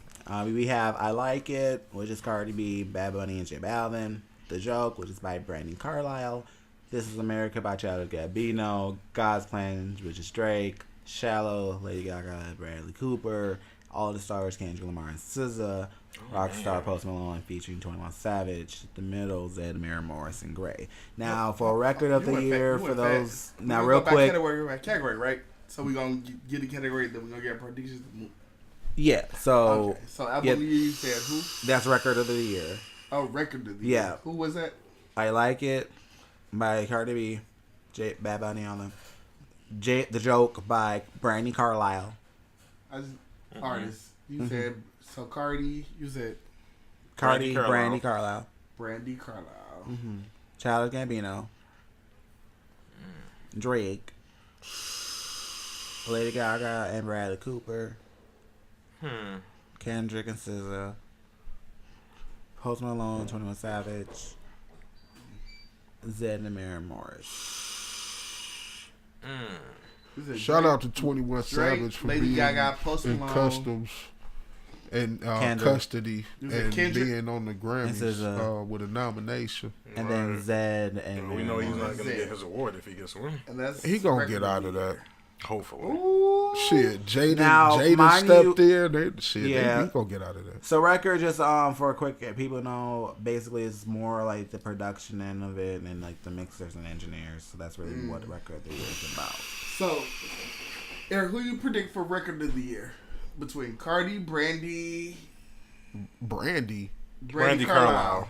Oh, You can't just say Brandy. right. Brandy I'm like, what the Brandy, fuck's Brandy? Brandy Carlisle. Hey, when did she come back with something new? Childish, Well, actually, Empire, but I'm not Empire, but I'm a star. Childish Gambino. then Drake. What? This Is America? Yes. Okay. Then you have, like I said, Lady Gaga and Bradley Drake, Cooper. Lady Gaga, Post Malone, Kendrick, or Zed. Okay, Drake. What? Nice for what? God's Plan. Guys playing. All right. Who did you say after Drake? I think it's between Lady Gaga and For Shallow. Yeah, Shallow from Stars Born. Post Malone. Post and 21. Yes, for Rockstar. Okay. I think it's gonna be between Lady Gaga and Kendrick. You think Lady Gaga and Bradley Cooper? Yes. It's gonna be between those two, Kendrick and Lady Gaga. Well, you got to choose one. We're gonna automatically take Drake out of there because he's already.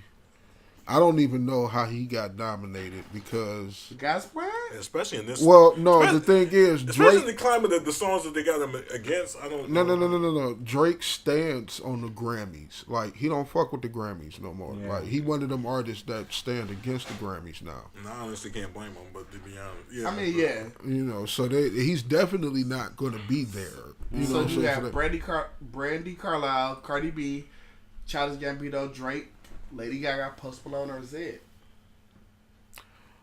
It's gonna be between to Kendrick, be honest, Kendrick and Lady Gaga. I would. Okay. I'm going to say Kendrick and SZA Kendrick and Sid? for all the stars. Okay. I want Cardi B to win. Really? I love her hustle. I know, I love her. Huh? She went from the strip club to a Grammy nomination and a residency in Vegas. Oh, she doing a residency now? Yes. Yeah, they're just talking within they what, talking about recently. within 2-3 years Oh, from the strip club to Vegas. It's to actually the strip club to Vegas strip club. right. Stop, Bitch. Come on. That's at Odyssey It's accurate Onyx. though. It's accurate though. But, yeah, they released a little list of people that are doing residencies. So who you choose? 2 Chainz got one. I actually feel his choice because record of the year they usually go by more of the it's more production and mixing, and it's more of the pop culture resonance with these artists. I think the surprise will be Kendrick. I would think Kendrick will win this one. I want Kendrick too. That's my choice as well. That's your choice as well. Yes. I think they would give it to Kendrick because this is the more acceptable one that they. This was probably the only song they will be like, yes, Kendrick, we like you. Yes, Kendrick, my choice is which song by Cardi? I like it like that. My choice would have to be I narrowed it down between Cardi and Zed, but I'm gonna go with Zed just on the count of the Grammys are whitewashed. That Cardi song, that shit is hard. No, I might. I changed that. I'm gonna go with Cardi because that song everybody loves. Even though I stopped listening to it after the second verse. I'm sorry. I don't understand it. I'm sorry. Jumper on the Regardless, it's still fire. I just don't understand it. I'm sorry. Oh, baby. Yeah, album of the year is the next one. So, album of the year, this is the whole shebang. Invasion of Privacy, Cardi B. By the Way, I Forgive You, Brandi Carlile. Drake with Scorpion. Her with Her. Beer Bongs and Bentley by Post Malone. Dirty Computer, Janelle Monáe. Golden Hour, Casey Musgraves. You said Casey Musgraves? Musgraves. Musty Graves. Musgraves. I'm sure she heard that enough in her life. Black Panther, the album music from and inspired by. Okay. Oh, Kendrick. That's again. Kendrick, basically, yeah. Yeah. That's various artists, but it's mainly Kendrick. I'm going with Kendrick on that one. I'm having a tough time with this one. Give me a repeat on this Either one. Kendrick or Cardi. I'm sorry. I need a repeat on this one. Cardi might get that one. Cardi B, Invasion of Privacy. Okay. Brandi Carlile, By the Way, I Forgive You. Drake, Scorpion, Her with Her. Post Malone, Beer Bongs and Bentleys.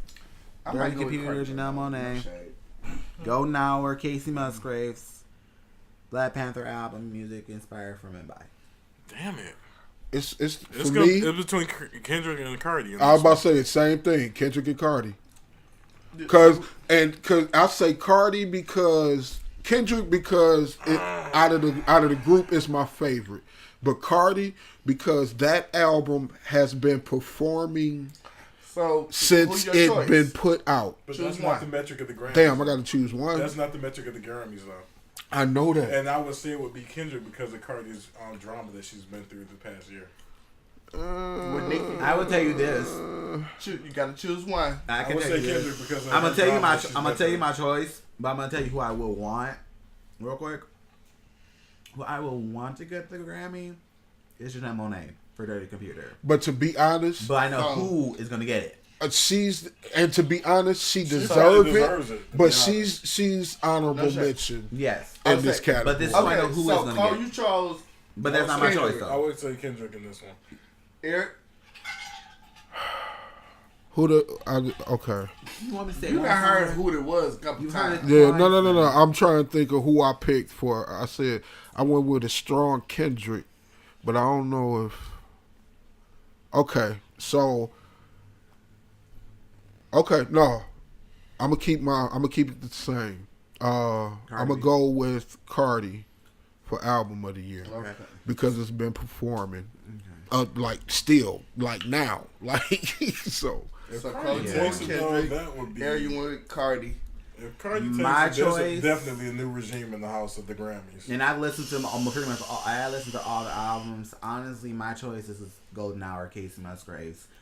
That is probably the dark horse and more than likely going to be that winner just for the fact of the album itself. It's a really good album. Like I actually heard it. And it is a really good album. It's a very straightforward album. If the Grammys were what they were when I grew up, Cardi B, I would say that. For album of the year? Yeah, it's Cardi B. Brandi Carlile. Yes. Drake. Drake.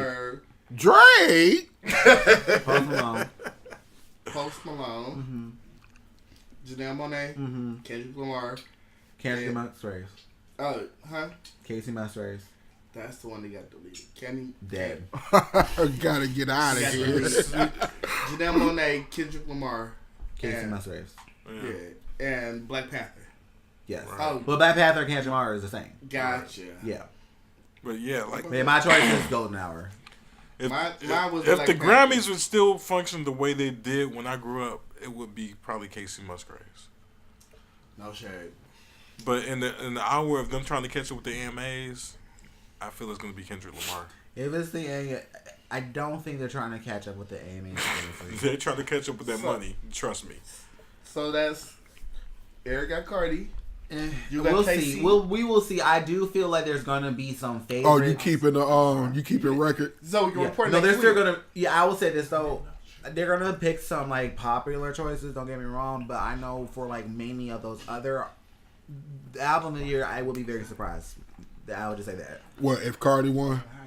If would not mind if Cardi. she Here's the won, thing. it would be a new precedence. If Cardi It won, would. And Cardi honestly, gets I would album love of to the see year, her win because of that. And I'll be very Nielsen surprised. changed that shit. Kendrick, I would not be surprised, but the reason why I would not. Here's the thing. I guess with Kendrick, I would like him to get a win, but it's just like the fact for this album. I would like to get Cardi because No. she's new. For the fact, I would love to give it to Cardi too, because for the fact that she has worked really hard, and it would be the complete perfect Cinderella story. Strip club to Grammy winner. That's literally like headline. Yeah, the story in itself is And that's why I want to see her win, because I love Rags to Riches story like right. that. You know, and she got it honest. Mm-hmm. Like she from Instagram, her being a stripper, like this is me, this is who I am. To love and hip hop. So she gonna get Hope to Dream down. Stop. On top of what he's saying, Okay. because of the AMA metrics of like actual performance and what the audience is actually there for, she would deserve it. No shit. Yeah. So everybody got their choice because we do have to wrap some of these because yeah. So everybody got their choice. Song of the year. This is a Songwriters Award, so the most pen work. All the stars. Kendrick Lamar. Okay. What song was this? This is All the Stars. What category? Song of the Song year. of the year. Song. Got it. And I would hope that would win. Kendrick Lamar. Boot Up. LMA. L.A. God's Plan. Drake. Drake. I co-sign on that one. In My Blood. Shawn Mendes. Okay. The Joke. Brandon Carlisle. She nominated for everything. Shit, she might sweep. The Middle. Zed. Shit, so is Kendrick. The And middle. This is song of the year. Yeah, that's one of my giants right Shallow. You don't say. Right. Shallow. Mark, and Lady Gaga. Lady Oh Gaga. yeah, this is song. I give it to Shallow. You said. I forgot he wrote that. I keep forgetting he wrote that. Who? Big ups to Mark Ronson, by the way. That's been someone. Oh, he wrote Shallow? Yes. Big up. But I've loved him ever since his production days. But big ups to him. He's been one I've loved. Shallow. He's about to be the white DJ Clue. Basically, Clue. the UK white. The DJ white basically. version. Shallow, and This Is America by Donna Glover is the last one. Oh shit. You said Comerica? This is America. This is Comerica. This is Comerica. Okay. Yeah, park your car. I got rid of y'all bitches a while ago. Anyway, Shout out to They Jazzy, not though. sufficient now. This is America. this is interesting. Nobody's fronting me. Them checks is bouncing now. This is interesting. So Are you frightened? I spoke too soon. So I'm at the toss up. It's Let me see. It's you between toss This Is it America. up. You have no Gucci? Pause. This is between I definitely got to get that Dame Dash pause. Pause. it's between Shallow and This Is America. Yeah. So I would actually go with.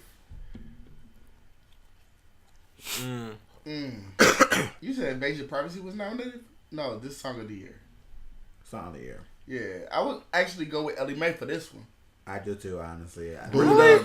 Boot Up has been earworm, and I think I know Grammys look more for like actual penmanship, but I think also just if you think about the actual song, how big that song the was, longevity of this song. I'm thinking really it was very, very big. But do you think they would give it to her? If they the did, song was, oh my god, if they did that, the song was under the precedent. the song was under the radar for a whole ass year. Oh yeah. If she got anything, would be best new all. Just all to the fact that the record label it blew up so unexpectedly. They had to rush to find the second single. Exactly. Because they were like, oh shit, we gotta follow up. Yes. So, and that's not just in the African American market. That was all over. And thankfully Ella was already getting the debut album ready. So like it was already like, oh yeah, she had the whole album ready, like she was already ready. So like the thing was like she was ready to get this started. And my grandma said, when you get ready,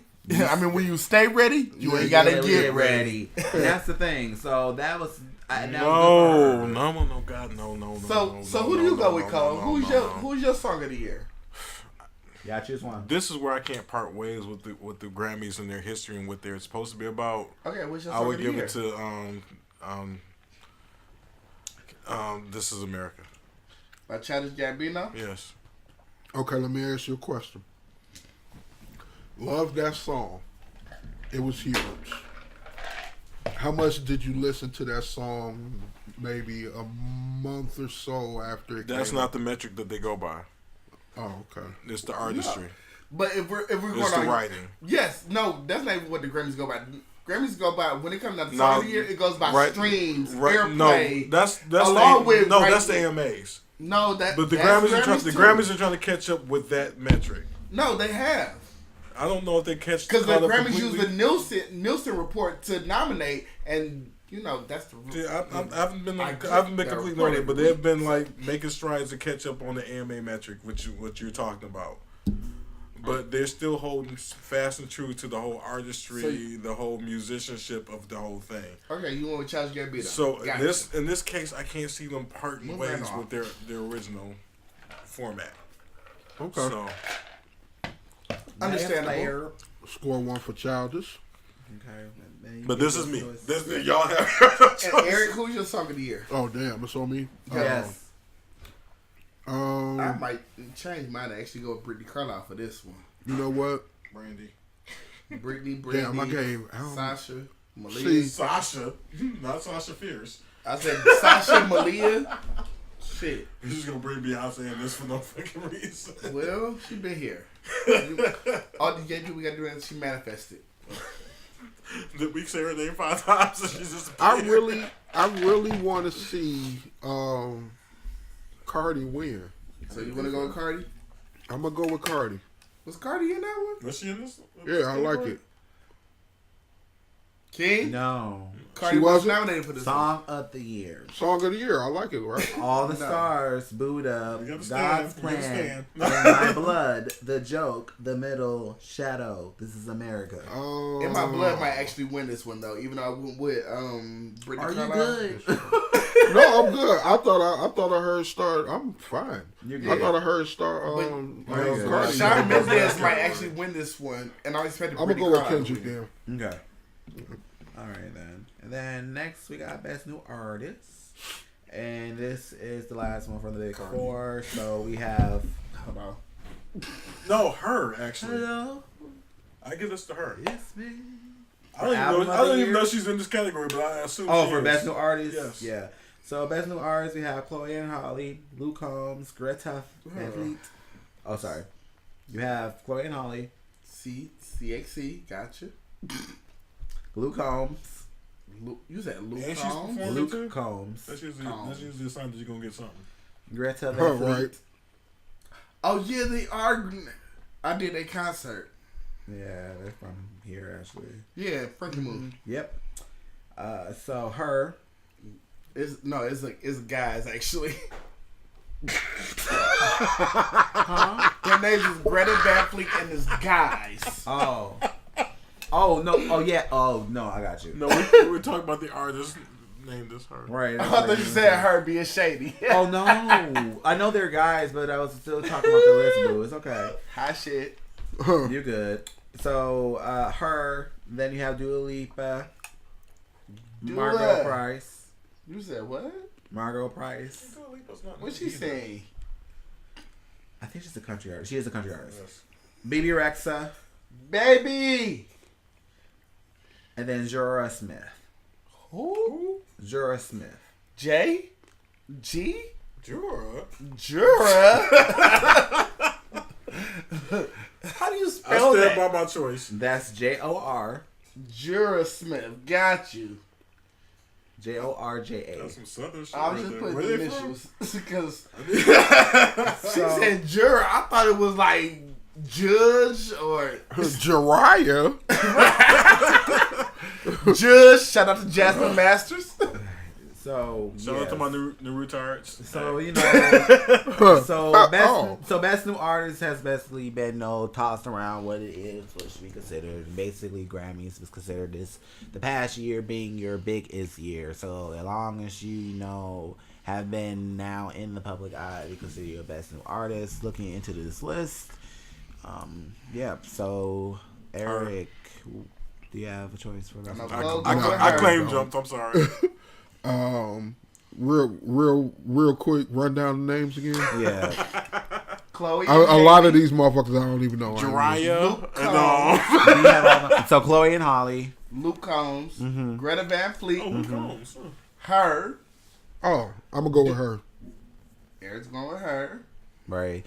And then Dua Lipa, Margot Price, BB Rexa, Jorah Smith for the last I'm going with Baby. Yeah. So Baby Rexa. I'm going to go with her. That lady right there. You don't like her though. Who? She got pussy. Wow. I like pussy. I'm talking shit. We all on the same thing. I don't know how to play your sports. Dead. I don't do physical contact. Wow. So the cosmic shit you want. All right.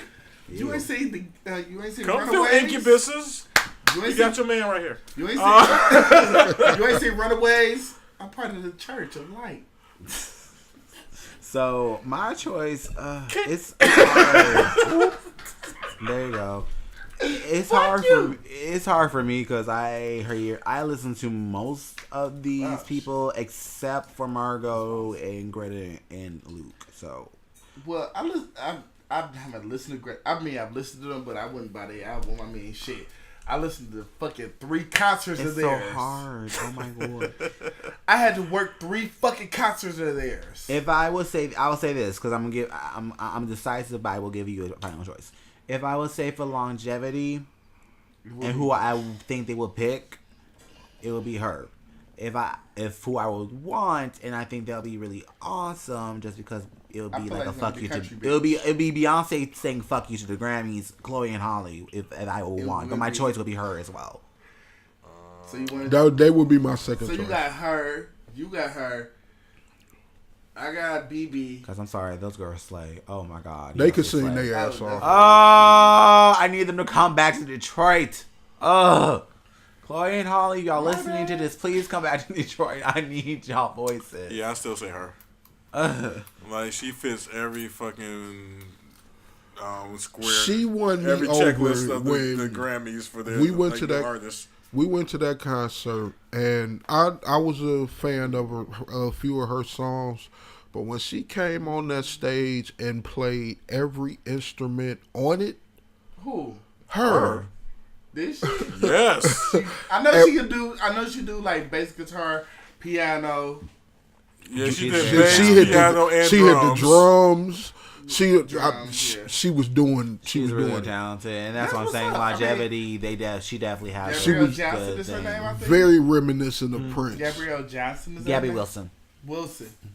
And she was on Disney Channel at one point. She was on Disney Channel at one point, then she stopped, and then basically from then on out, she just really trained, honed her voice. Tyrese looked over her. Yeah, but she didn't want to show her face because she actually just completely went away from her old Disney recognition, covered her face up, grew her hair out. From Disney? I actually knew that from reading up on her. Yes. Who? Hers from Disney. Yeah, she did a Disney girl. Yeah. I didn't know that. Now she did Disney right, unlike Lizzie Lohan. Shout outs to her. Yeah. She actually went to hide and decided not to sexualize Sabrina herself. Carpenter is up there as well. Sorry for her being a Disney kid. Did you watch Girl Meets World? Yeah. I can't remember her name. She was the blonde. The daughter. She was girl. She met the world. Yeah, the blonde. Yeah. So, but she basically. Fuck you, Carl. I just said goddamn thing. But yeah, she just released. Hashtag. This is why I don't partake.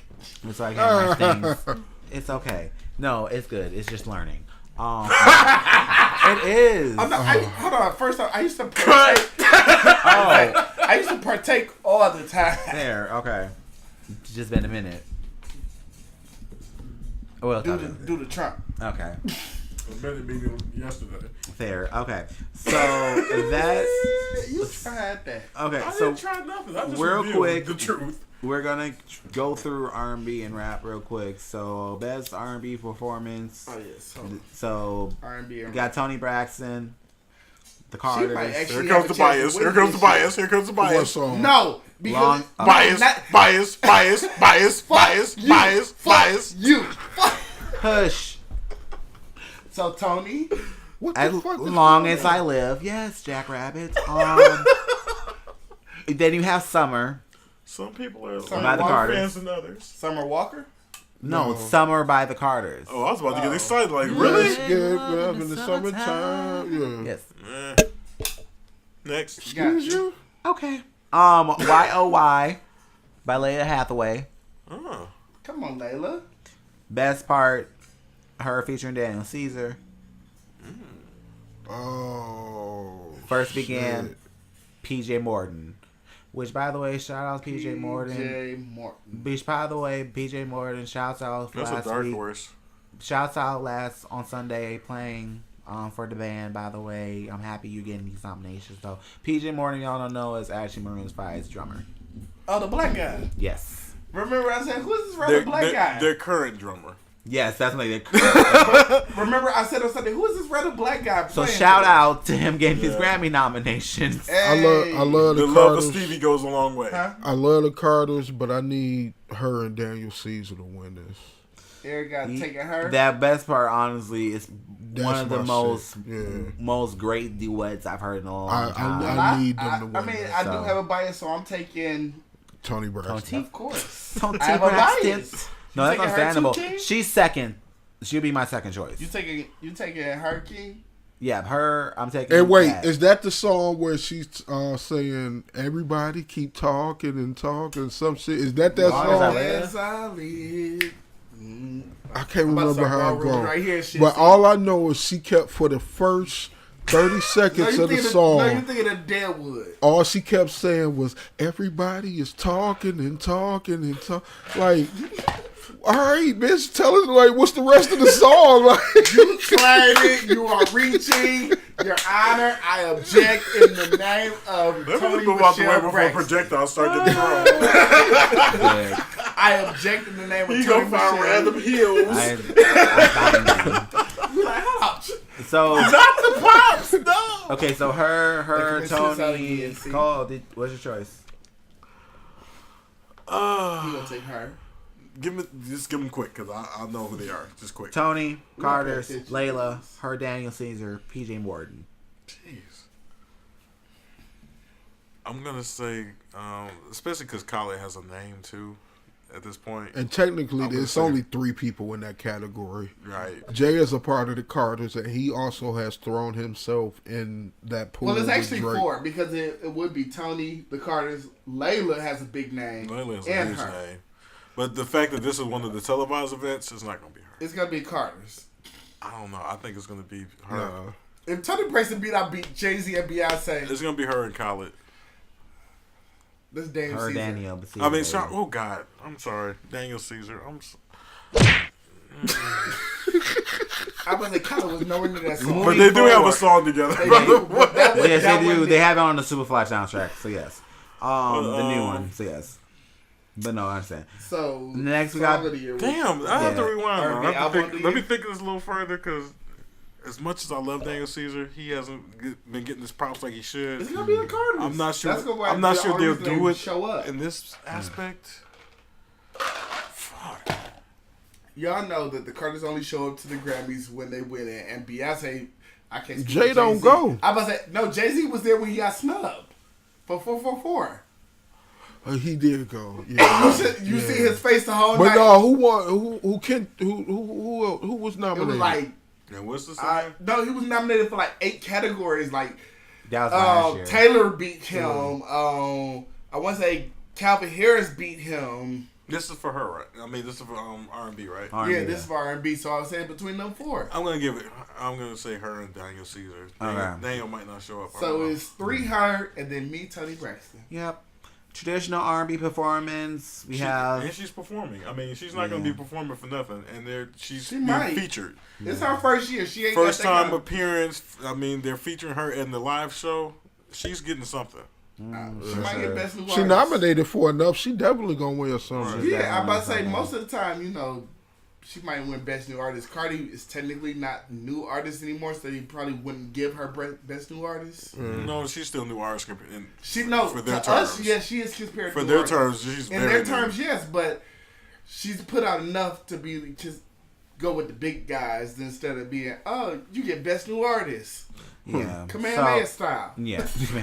So you got best traditional R&B performance. Those are given nominees to Bet Ain't Worth the Hand by Leon Bridges. Leon Bridges. Yeah, Is he Ty Don't Bridges' Fall. brother? No relation.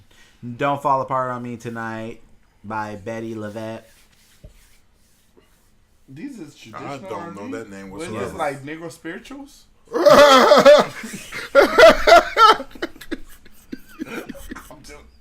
No, that was funny. Dead. Oh shit! What's my smoke bomb?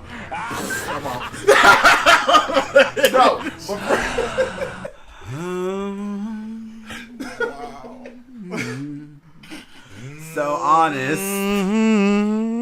Okay. Honest by Major. Manger. Oh, Laser? Major. Major.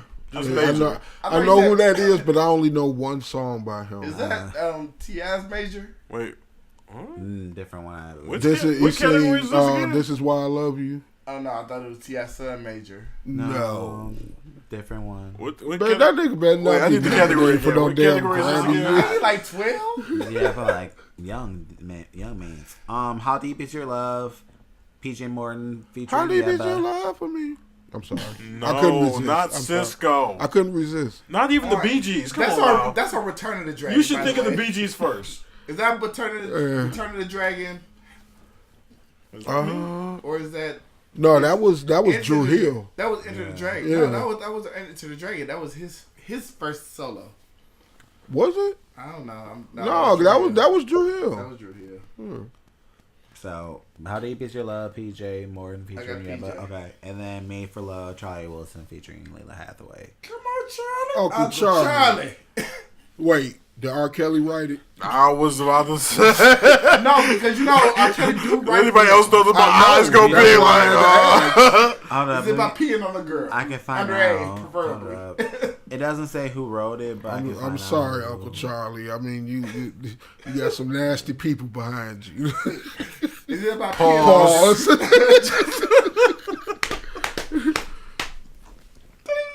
Dead. fucking stand y'all tonight? Dead. Beats and bullshit. All other bullshit. That's what we need. No, he did not. Beat said bullshit. Shit. He did not write that one. Oh, okay. I All need, right. I need a toilet flush too. Hell no.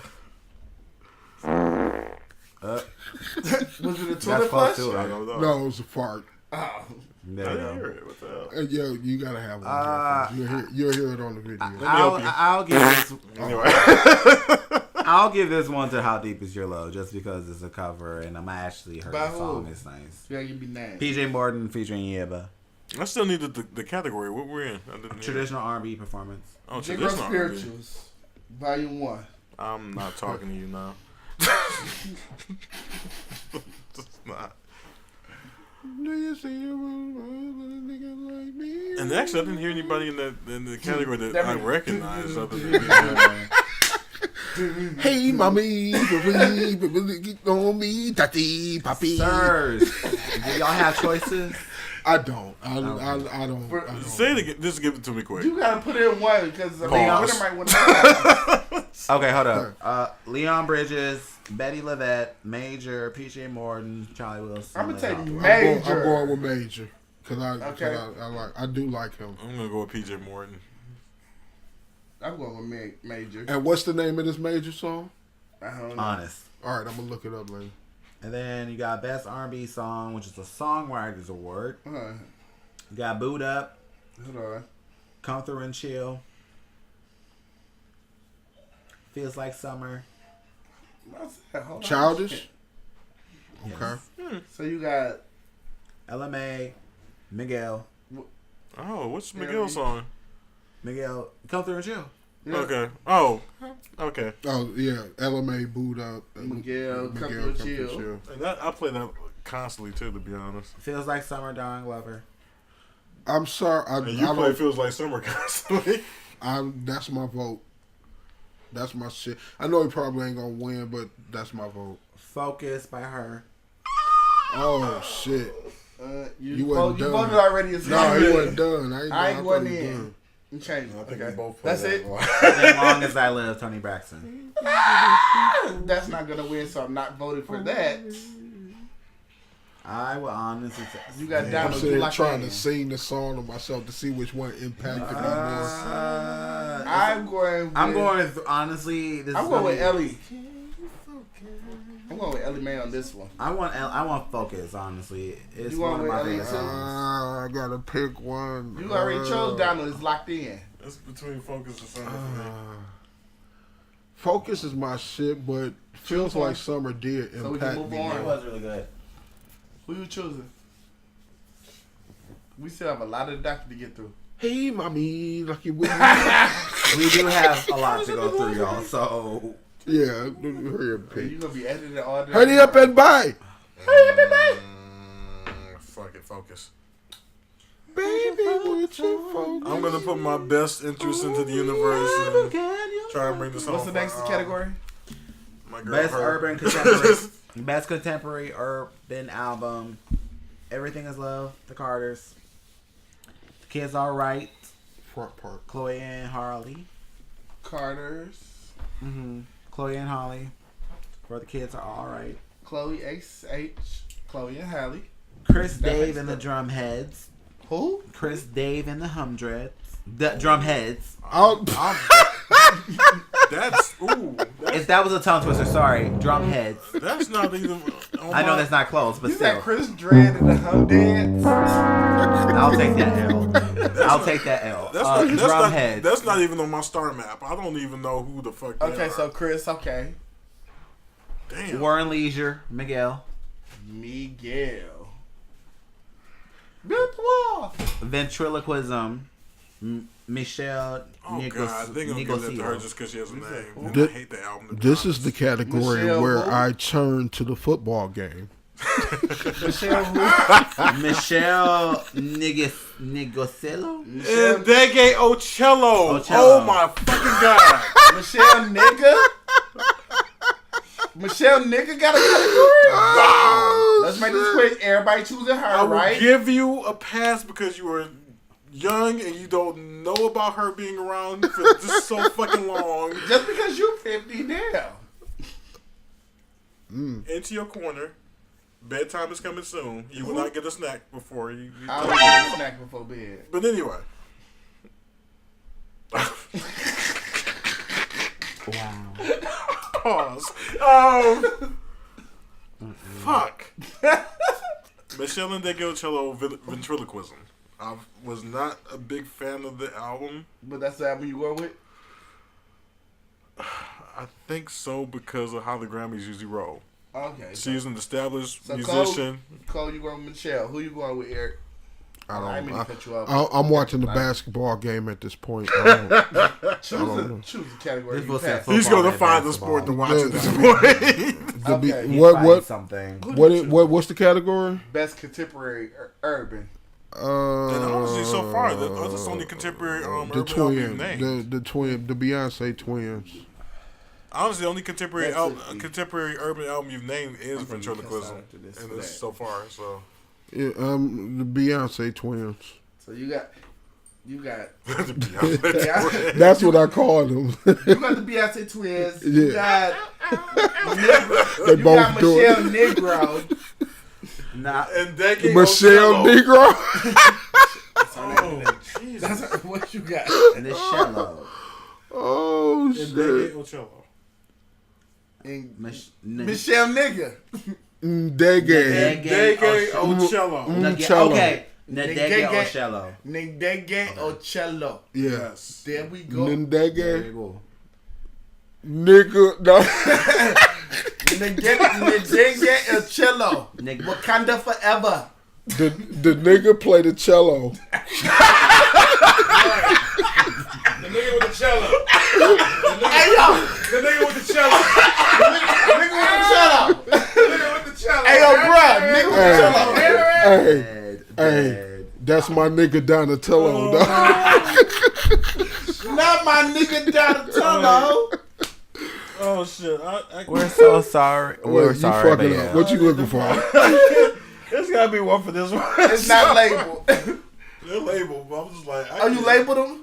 Huh? Oh, Labeled them? fuck. Yeah. Wow. That's how I know it. Proactive. I am You vigorous. smoke a lot of weed too. You like, fuck, which button is it? Fuck, we gonna press this one. That's a lot of shade. Look, we got folders and everything. Oh my god. So, I can't stand y'all. Chloe and Holly for you. You saying Michelle. Michelle yeah, Michelle. Nadege Decade Ocello. Ocello. Oh, Rich. I'm gonna take her. Is she in this category? Hers not in the category. Okay, I'm taking her. I'm taking the Carters on this one. Okay.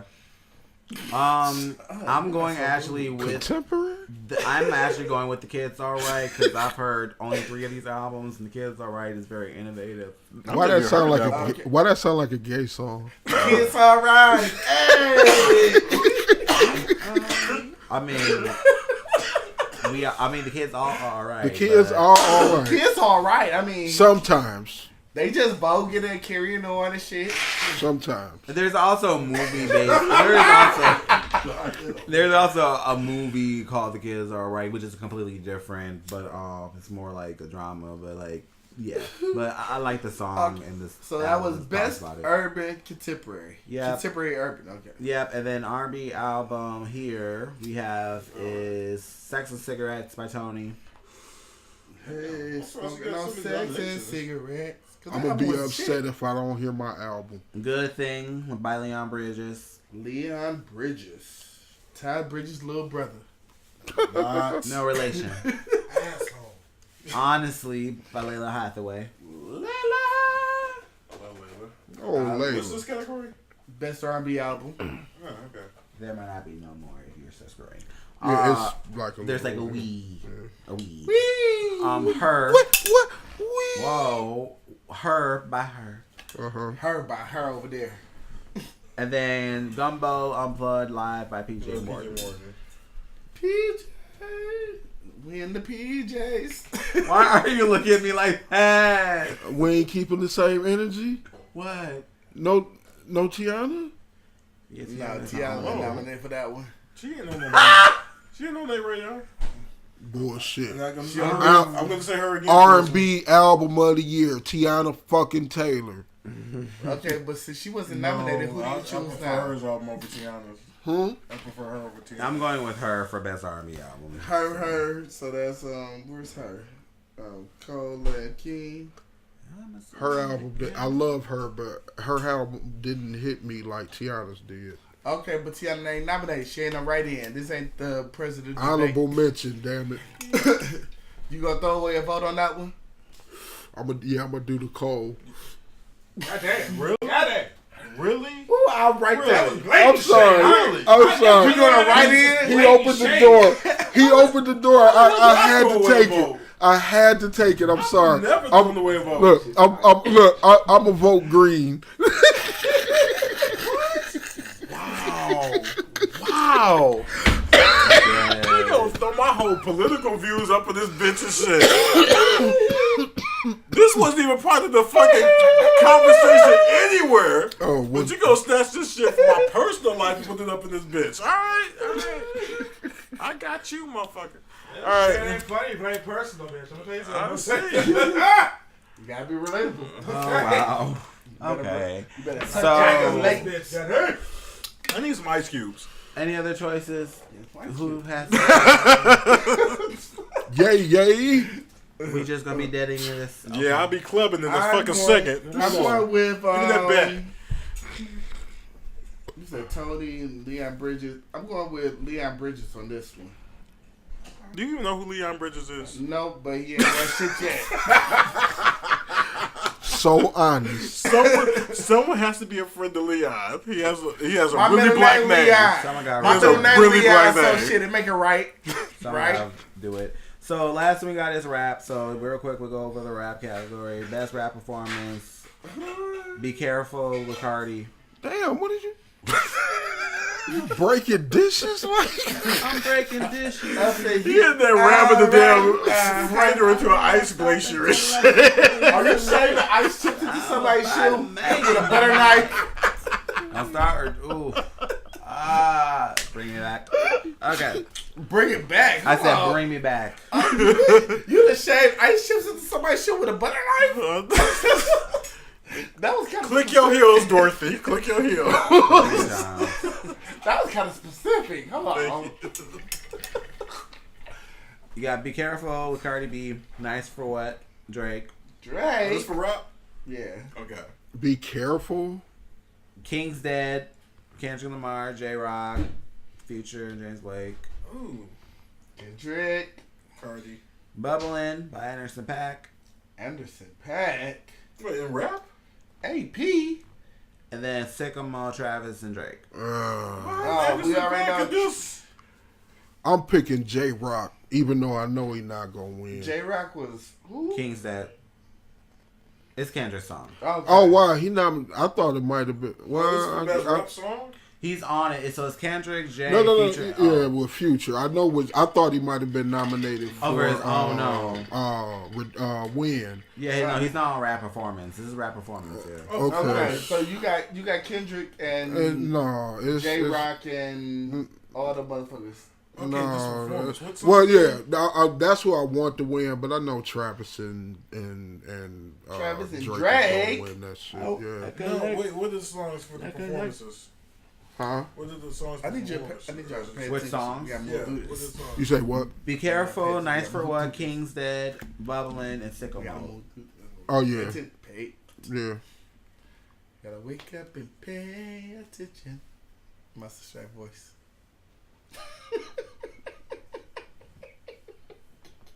Horrible.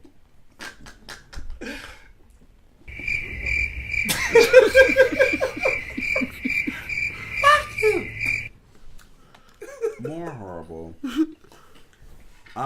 Your choice, go. Oh, shit. Oh, God. I want to say, I don't know. Nice for what?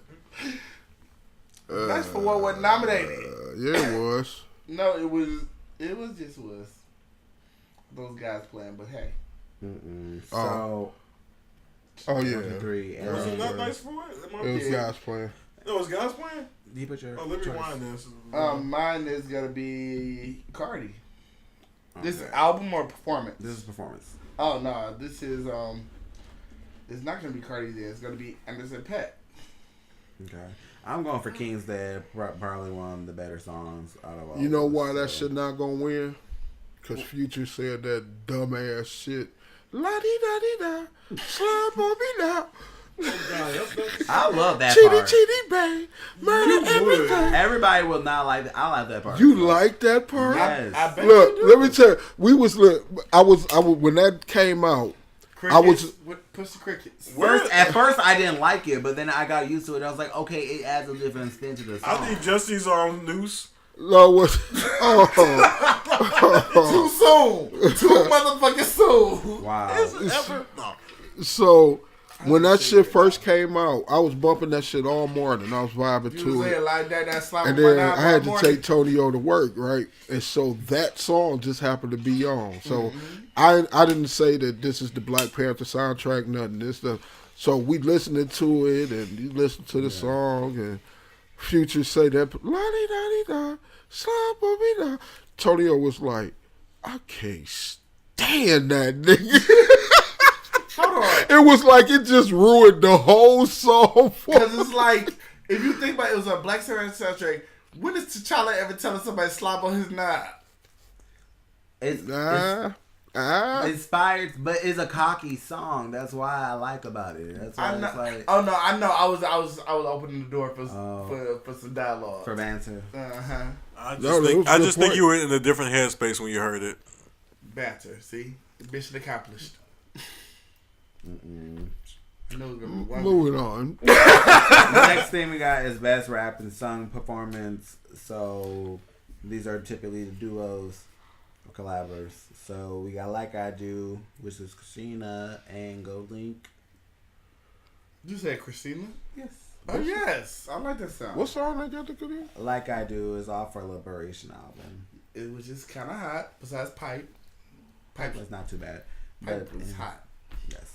Then you got Pretty Little Fears with Black and J. Cole. Ha ha. 6 Lakh. Ha ha ha. Are we talking about 6 Lakh? My nigga 6 Lakh. Black. Mm-hmm. Then you have Black, This Is aka America. 6 Lakh. Low key, the real name. Yeah. You got Childish. This Is America. This Is America. Then you got All the Stars, Kendrick and SZA. Ken Lamar. Wait, this is for duets? Yeah, rap song duets. performance. Yes. Okay, alright. And then Rockstar, Post Malone, and 21 Savage. So that's a damn good category. I say Childish. You want to Childish Gambino? All the Stars. But I would like to have low key Pretty Little Fears one. 6 Lakh. I'm going with 6 Lakh too. Yeah, that's 3 for 6 Lakh. Hold on, who the third? Me. I said my choice was All the Stars. I said I would want. Right, it was only 2 of us. I'm like, hold on, you trying to be funny? I would we want make 3 Pretty people Little together? Fears. Yeah, I would want Pretty Little Fears. Well, shit, I'm a big nigga, so I count as 2. So I ain't that big. Well then. So go. This is what you're gonna partake. Huh? Your choice. I think Childish. I'm gonna still stick with Childish. Okay. Okay. And then you got Best Rap Performance. This is a Songwriters Award. So you got God's Plan by Drake. Hold on, you said best rap performance by Best Rap Song. Huh? Best Rap Song. Best rap song. Mm-hmm. Got you. You got Drake, Mm-hmm. Then you got King's Dead with Kendrick. Ken. I'm just Got looking you. at sipping over here. It's the bougiest moment of ever. We've ever had this Welcome to podcast. Banks. he was sitting real upper class, like. Like, And hold it by the stem. The right way. That's how you Bougie roll. as fuck. Love you to death. Look, it's the glass. It's the glass. You gotta hold that like either like that You're or like supposed to, that. though. I'm not. Hey. Kendrick. So you have that. You have Lucky You, which is with Eminem and Joyner Lucas. M. Sicko Mode. Tired. With No, this is a good category. Sicko Mode with with the Travis Scott. I'm and as sick well as of Drake. that song. Okay. T.S. You have Win by J Rock. by Jay. When the song that I thought I'm he would have surprised J been. Rock is even in any category What? whatsoever. No. Okay, this Ooh. no, No. this is because this is the Grammys. I'm surprised he's in any category whatsoever. Because it's the Grammy. Well, Best rap song. I'm taking Drake.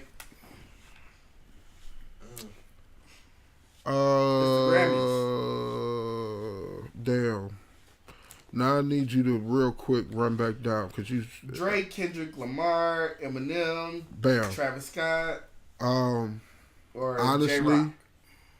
I want M and Joyner to win. Who don't? That's gonna be my pick. Alrighty. That's gonna be my pick. Okay, I feel that. I'm going with King's Dead for this one as well. Like King's Dead for me just was By really Kendrick? good song. So I'm going with that. And one. Cole, Kendrick, J Rock. you with us? I'm not like some kind of like dice roll for this and shit. Where's the Dungeon Master? Who you going with? Fuck. You prologuing. Well, run it one more again. Oh God. Drake, Kendrick, Eminem, I would say T.S. Madison, I Travis I Scott, need the songs though. or J Rock. What were the songs though? The songs were in order. Fuck you. God's Plan, King's Dead, Lucky You, Sicko Mode, Win. When?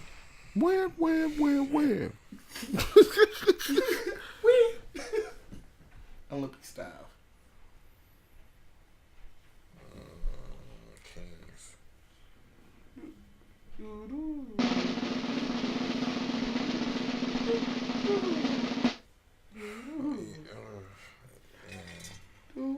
Your drum roll is over. It was just a tough one. I'm gonna say Kings. Move right along. The Kendrick one, the Kings. Yeah, that one. And just give us one more. I'm just doing that because he has a name. Kendrick. Yeah. Okay. And give us one more. And then the last one we have is Best Rap Album. So we got rap album. We got Invasion of Privacy. Cardi B. We got Swimming by Mac Miller. You said Mac Miller? Mac Miller. Oh. We have Who Victory. accepted Ariana? Well, she's not gonna be at the Grammys, so. Oh, she boycotting. Yeah, we'll talk about that a little later. Gotcha. But Victory Lap, Nipsey Russell, Nipsey Hussle. Nipsey Russell. And now we talking about Houston. Daytona, Pusha T. Oh, Pusha nominated? I'm like thoroughly surprised that some of these people are coming up in categories. And Astroworld by Travis Scott. I'm going with Pusha. Wow. I'm sorry. I'm going to push on this one. No I'm shit. going, honestly. Push album was fucking amazing. It was awesome. Am I doing this because of my personal likes or because I want to win? I've been doing this whole thing because of my personal likes. I don't know what the prize is either. Oh God. Yeah, my pick. Full stop. Rewind. Full throttle. Record Take it over. back. Pause. Yeah, I'm going with Pusha. Daytona was awesome. Even in all of its 7-trackness.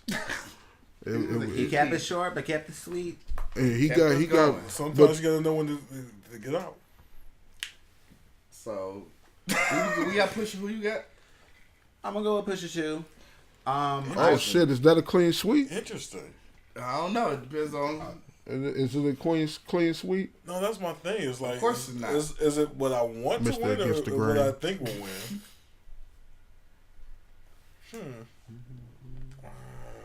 Drum roll. We get the Jeopardy. I went through that already. What are the categories again? What the people nominated? Cardi B, Mac Miller, Nipsey Hussle, Pusha T, or Travis Scott. Can you say it in a sentence? I would rather.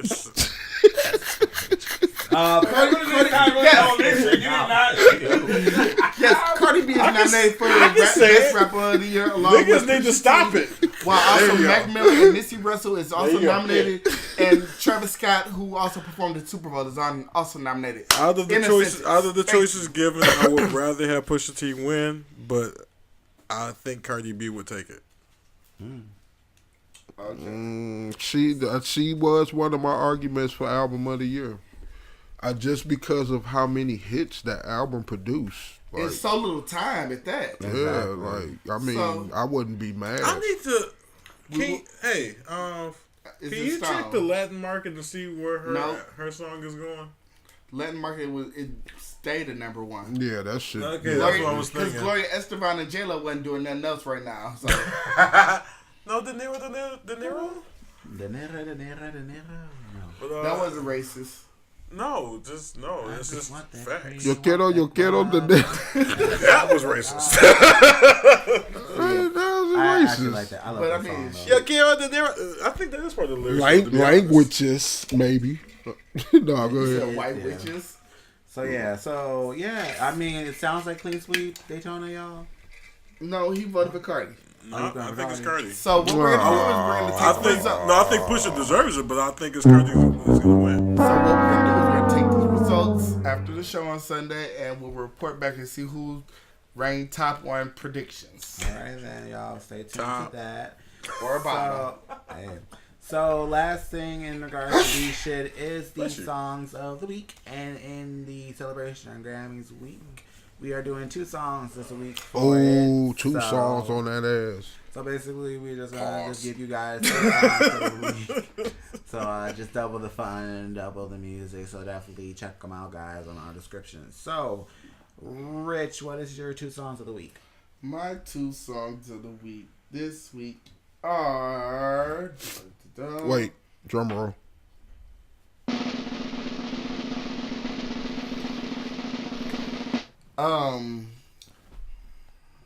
What's the name of the song? A Lot by 21 Savage featuring J. Cole. I should know you was gonna take that from me. Of course. The video was what did it for me. I like that video. Yeah. And then my second song is. Wait, drum roll. Here it is. Don't Trip by Zakari. The drum roll was still going. But, all right, go ahead. Don't Trip by Zakari. And if you don't know who Zakari is, he was on song Love. And he didn't work with Rihanna. He's a writer. Yeah, he got I know he was under him, but he got like officially signed with TDE now. So TDE. Yeah, he's TDE getting now. Okay, that's cool. Take the entertainment. That's really dope. Yeah, so that's good for him. He's starting his own stuff. Stop that. Cole, what are your 2 songs of the week? Hold on, Eric, what's your songs of the week? Right, my 2 songs are one is a throwback. No, I'll do the more up to date one. JID featuring J. Cole. Come on, Jid. Off These. Kids. Get on my dick. But I'll pass. Keep looking for your song. It's so blatant. I don't know if there's a pause or not. Just keep looking for your song. You're good. Go ahead. And my second song is actually a throwback song. Hey, throw it back. And it is. Y'all horrible. That was cold. I didn't mean it like that. Joe Budden's Fire. Joe Button. Yeah. Joey. Joe. Wow. Jason and Joe. Let me just make this statement loud and clear. Jersey's here. Yeah, that's my shit. Oh, Jersey's here. That's all. Oh, ain't nothing more. You just took the bite and just we gonna do it like, Okay, I feel that. Well, while people are still getting their songs together. So my 2 songs of the week. Shots fired. It's not. I mean, hold on, wait. okay. I do got it. You gotta be ready. I got your songs of the week ready, but it's okay. My 2 songs of the week actually is a continuation of what I said last week. I said last week there were 2 songs with the same title that I was really digging, and last year I gave y'all 17 and I gave y'all Juice by Lizzo last week. For the first song, for the 2-part, the other song that's titled Juice is actually Juice by a new singer called Isla. And she's actually been someone I stumbled upon on Twitter, actually, and saw her music video, which is, by the way, very, very, very beautiful and very, very visual. On Twitter. And basically, she's a new artist in California. She's an R&B indie soul singer, and the song is really, really dope. Bass drop definitely got me, which was really dope. But it's a very cool song. And it's just very futuristic, very vibey, very nice. And the lyrics are very, straightforward. Just, saying, there's someone in your life that comes unexpected and you like all these certain things about them. And then, you just know that together, like, y'all got that fire. Y'all got the juice at the end of the day. So I like that song a lot. And you got the juice now. Hey, thank you. I got that fire. And then holler at me, warrior. You want to ask him? Hey. Everything here is so random. And then the second song actually came out last Wednesday, and I'm so excited that she's finally getting her debut album out in March. My second song for our song of the week is "Bury a Friend" by Billie Eilish. Damn you! I fucking that was one of mine. Love this girl so much, and more than one person got the same song of the week. Yeah. Fuck her. Great minds think alike. So I love Billie Eilish. She's been someone that's been a new artist on my radar since last year with the "Don't Smile on Me" EP and all the songs she's been coming out. For 17 years old to have swag above her age and wisdom is a rarity. Where was this chick when I was in high school? Because she was so much me. When I saw the video for it's fucking amazing. Yeah. Actually, fun fact actually about the video. The director of the video is Michael Chavez, and for those who are like in the film world, Michael Chavez is actually an upcoming horror film director. Yes, and he's doing 2 films actually. Are y'all good? No, they're not good. No.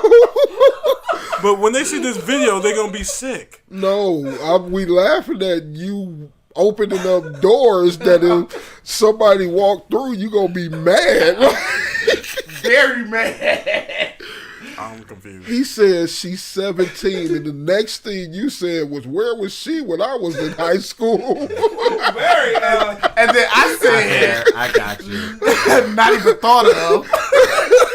I low key like. Well, we know where your minds are. Did not think that way up. But I get I get where they were coming from. I hear what you're saying, but that we were not thinking on that spectrum whatsoever. I understand. That just means that these are the prevalent thoughts of these two. But I'm anyway, just saying she wasn't born yet. There wasn't nobody talking sexual. no one knows our ages. You've disclosed many a time. All right. I've never disclosed my age. Okay. But I disclosed it. But yeah, Michael Chavez, he did How about we just close the door on you? He did do.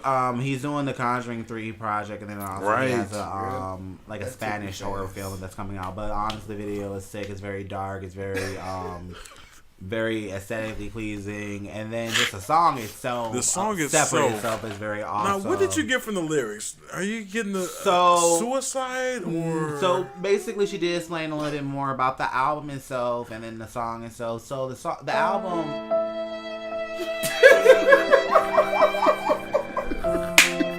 I love it. Niggas ain't loyal. Anyway. I love it.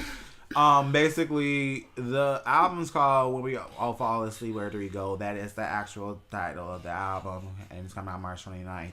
The album itself is supposed to be talking about Billy's nightmares and what people have fears about in the world in general. Is that when she was talking about the tarantulas and shit? No. Or spiders and stuff? No. We don't talk about You have those. to see the visuals of this video. No, I thought that was the video you was watching when she was in the interview talking about spiders and shit. That might be No, it was a BBC interview she was doing. Yeah, she did do a BBC One video where she did talk about different things like that. Yeah. But no, this is not about this video in general. No, but this came out last week. That was a Red Man and Method Man song. I got what you were saying. I don't think we got that end of what that was going on. But yes, long story short though, the song basically is talking about 2 things. One thing is talking about people in general, how we feel that there is like a monster under our bed, or there's some sort of like subconscious or some sort of repression. And basically the lyrics kind of like, it's a 2-parter because it talks about kind of like the monsters that we live in, and then also what she's been experiencing now in the industry. The second verse really talks about I gotta listen like to what this she's shit been is kind so of going through in the prolific. industry, and like how she's been kind of put as a product and not as someone to appreciate as her creative. That's not what I got from it though. But then also like there's a little bit about like she talked about also like sleep paralysis because a lot of people was talking about the video when it came out. And someone on Instagram was saying like it's about sleep paralysis and she liked the comment.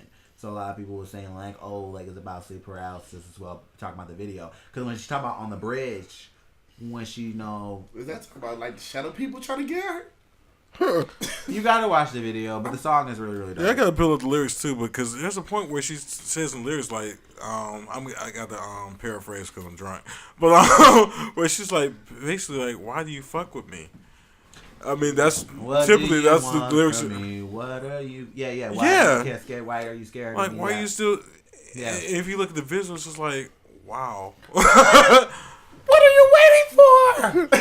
But this yes, is. Gwen. But if you've been a person that dealt with, Stefani, sorry. If you've been a person that dealt with a lot of mental issues as far as suicide goes, just to be serious for a second, you actually wonder like, why are these people still rocking with me? Like, why are you still talking to me? Like, why are you still here for me when you should be running? And that's pretty much that's part of the lyric that really stuck with me. Oh, that's what that song is saying? You have to look at the video. The video is like dope as fuck. make you want to slit your wrist after it. Sound like No. The video is dope as fuck. Well, you know, Lana Del Rey make me want to slit my wrist. Are you serious? I love her to death, but yes, her music is the music like. Yes, it is very slitty. Don't get me wrong. But yes. That sounds so literal. Like you love her to death, right? It's slitty. Because I like Lana too. Slitty again. Oh shit. But yeah, and some of the stuff she said in her interview that really stuck with me, like, yeah, artists out here are like severely damaged. We are all fucked up. Yeah, I saw the Logan interview about I was that. like, that's so fucking true. That's just the truth. Well, see, the thing is now, like back in the day, you didn't find out artists was fucked up in the head until later on in their career. And this, then nowadays, they putting it out there. It's not a secret anymore. Yeah, it's like people are feeling very open people to understand, like express their demons. But it's the thing though, like people have to understand creatives in general. Like not in the music industry, but creative artists in general has always dealt with some sort of mental illness. Yeah, creatives see things in a whole different spectrum than everybody else does. PTSD, or to the wider span of like schizophrenia, bipolar, and those sort of disorders. Right. So yeah, anxiety, depression, PTSD, which is the minor scale and then the bigger scale. So it's like regardless, every artist that you see, they have some sort, not like I said, they're having the biggest thing. She has a like song Cardi too, B. Cardi B just tweeted something the other day saying like, "Damn, my anxiety getting on my nerves." Like I didn't know she had anxiety, but she was like, "Damn." I believe 100% she do. She too high strung, like all the time. You know what I'm saying? Like even when she might not even be going through anxiety, and she's just hyper. Mm-hmm. You know what I'm saying? So that's called the manic phase. Huh? That's a manic phase. Yeah, it's manic of the anxiety. You can be a manic anxietist. Mm-hmm. That's why a lot of people get it confused. Like you get in the manic phase, everybody thinks you're happy and everything, but it's just like you just. That's why a lot of people get diagnosed with manic depression. It's a point of frustration, actually. Sorry, speaking my own truth. Sorry, but yeah. So Cole, you didn't give us your two though. Oh, my second, I guess I have to just like throw something out because he took my other one. So I'm gonna go with Kelly Rowland's Crown because I like her to get some big ups. She talks about our black hair and like enjoying the effervescence of us. Shout out to Kelly Rowland and shout out to Kelly Rowland playing Gladys Knight. What? Gladys Knight. What? I'm about to say Diana. Shout out to Kelly Rowland playing the dice. I'm about to say Gladys Knight, baby. No, I'm about to say Diana Ross, but no, she's Gladys Knight. Oh, okay. American Soul. Michelle Williams is Diana Diana Ross. Please pick that up. Oh my God. Yes, she's playing Gladys Knight and Michelle Williams is playing Diana Ross. Okay. But yes, I would suggest. Was Diana Ross clumsy? Go to your corner. Very. I highly suggest though checking out the Juice video and the Barry Friend video. Those are very good videos to check out. So that's something I would suggest y'all to check out. So other than that, check out the links on our description for songs of the week. I think you guys are gonna really like these little eclectic tastes. So definitely check us out and let us know what you guys are listening to. If you guys have songs, just send it over to beatsandbull@gmail.com. We would definitely appreciate that. Y'all checking the email? Yeah. Yes. Yeah, So we're gonna leave it at that. Yes, we are. No, we are. I was gonna be nice to say you can slide into our DMs too. Y'all Keep can it clean. Y'all can do all that. Slide Yes. the DMs, Beats and email. Bull. You gotta slide. BeatsAndBull. That's what the kids are saying nowadays. Oh, Just that's slide the DM. gmail.com. What's wrong with a moonwalk? Why I gotta slide? Hey, You don't gotta slide. that's, Y'all can tiptoe. don't moonwalk into my DM. Just don't moonwalk. So we're gonna get over into You can pop lock into my DMs, I whatever. wanna you. really back. We got Black excellence going on in regards to things going on with this week in regards to Black excellence and great articles. So one thing we want to talk about real quick is a Chicago woman that did a great deed back during the polar vortex last week. Candace Payne over in Chicago, she impulsively charged 20 hotel rooms on her credit card to house the homeless after realizing the life-threatening and sub-zero temperatures. This was brought to you by CBS News over in Chicago. It actually ended up getting on social media, and then donations and offers came in by for homeless with food. Back last Wednesday, she acted fast in regards to the feet, and a lot of people are looking at that. So she basically bought 20 hotel rooms for them, for the homeless. I thought you just said about her fasting. Oh no, that she just acted fast, basically. She doing the Beyonce challenge too? I think Vegan that. and fasting are two different things. Stop. And then also it looks like they also bought a couple more hotel rooms on the south side of Chicago. Her and along other volunteers bought 60 hotel rooms over in south side of Chicago. I think that deserves a round of applause. Yes.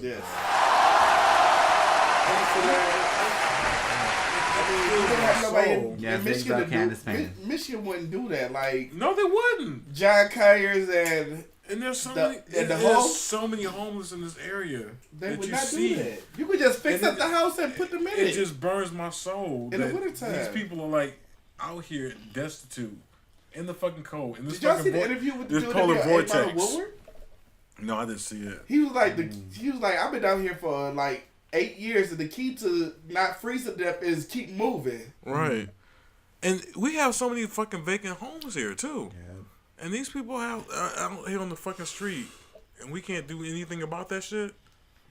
Really? It just fucks me over. I can't.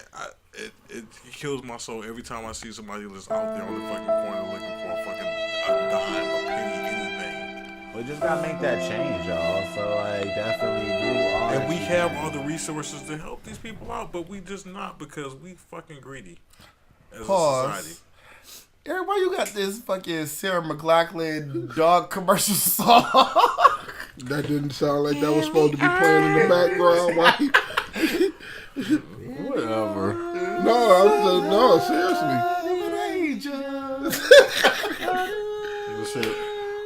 Yeah, why y'all joking? This stuff that hurts me. No, it's not laughing matter. No, I'm not joking about the situation. No, No, not what at you're saying is absolutely right, but no, it was just the sound effect.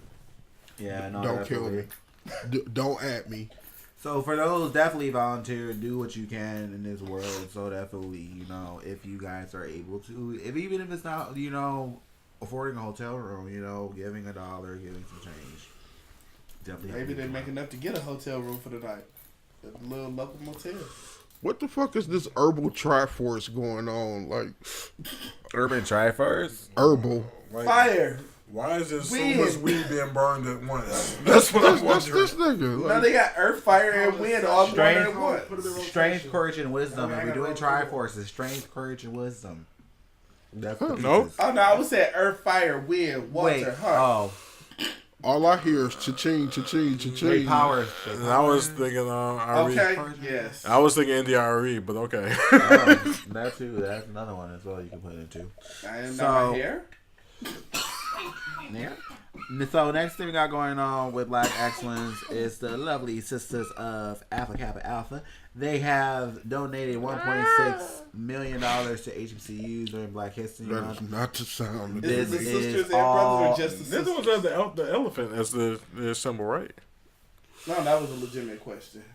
Huh? Is No, it that's the sisters deltas. and the brothers and just the sisters? Just the sisters. Oh, okay. Yeah, No, I think the deltas have the elephant. Sorry. so this is all a part of an announcement they made last week that they will overall be giving $10 million to 96 accredited HBCUs over the next 4 years. Nice.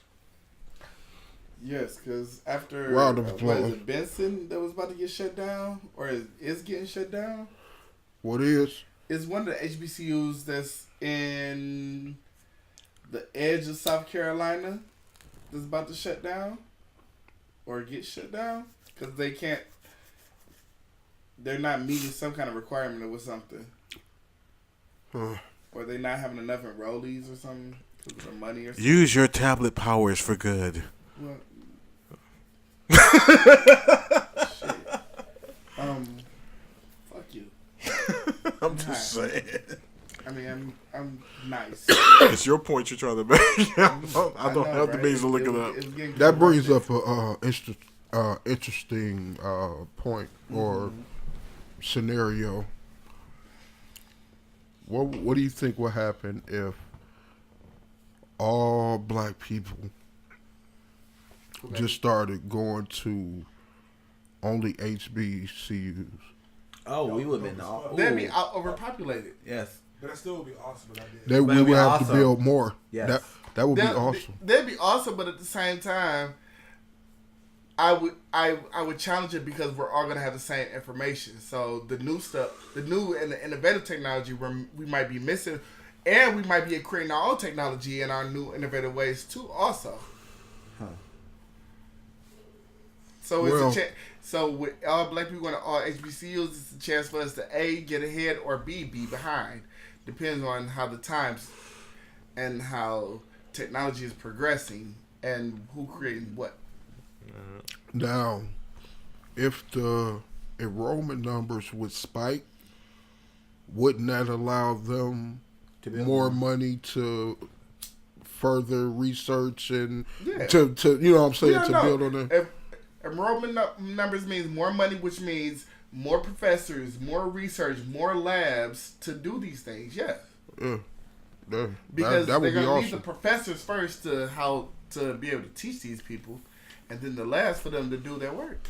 Yeah, But again, that requires us to get And on the same more. page with each other. yeah, that's the bigger issue. But Yes, at the end of the day, I feel like us as a culture and as a people, we fail each other.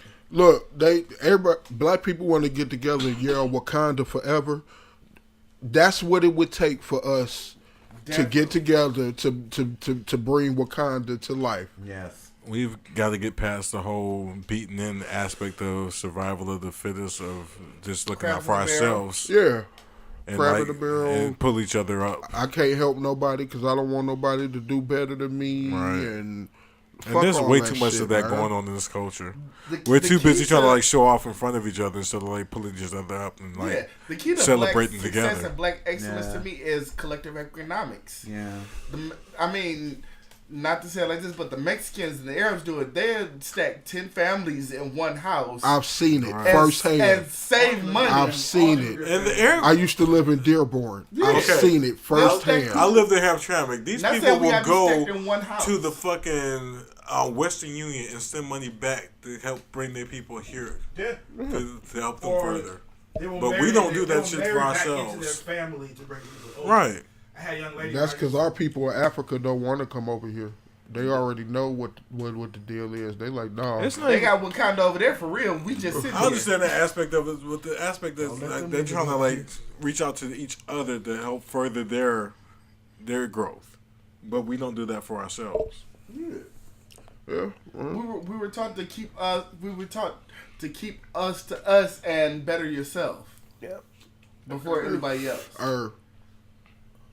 And I mean, don't get me wrong, that's a fucked up mentality that it's not a fucked up mentality if you like don't pay it forward. Yeah, right. I mean, but you got. Excuse me, it's a fucked up mentality if you don't pay it forward. Yeah, we've been taught this over generations after generations, and nobody never stopped to think. Hey, it's kind of like why?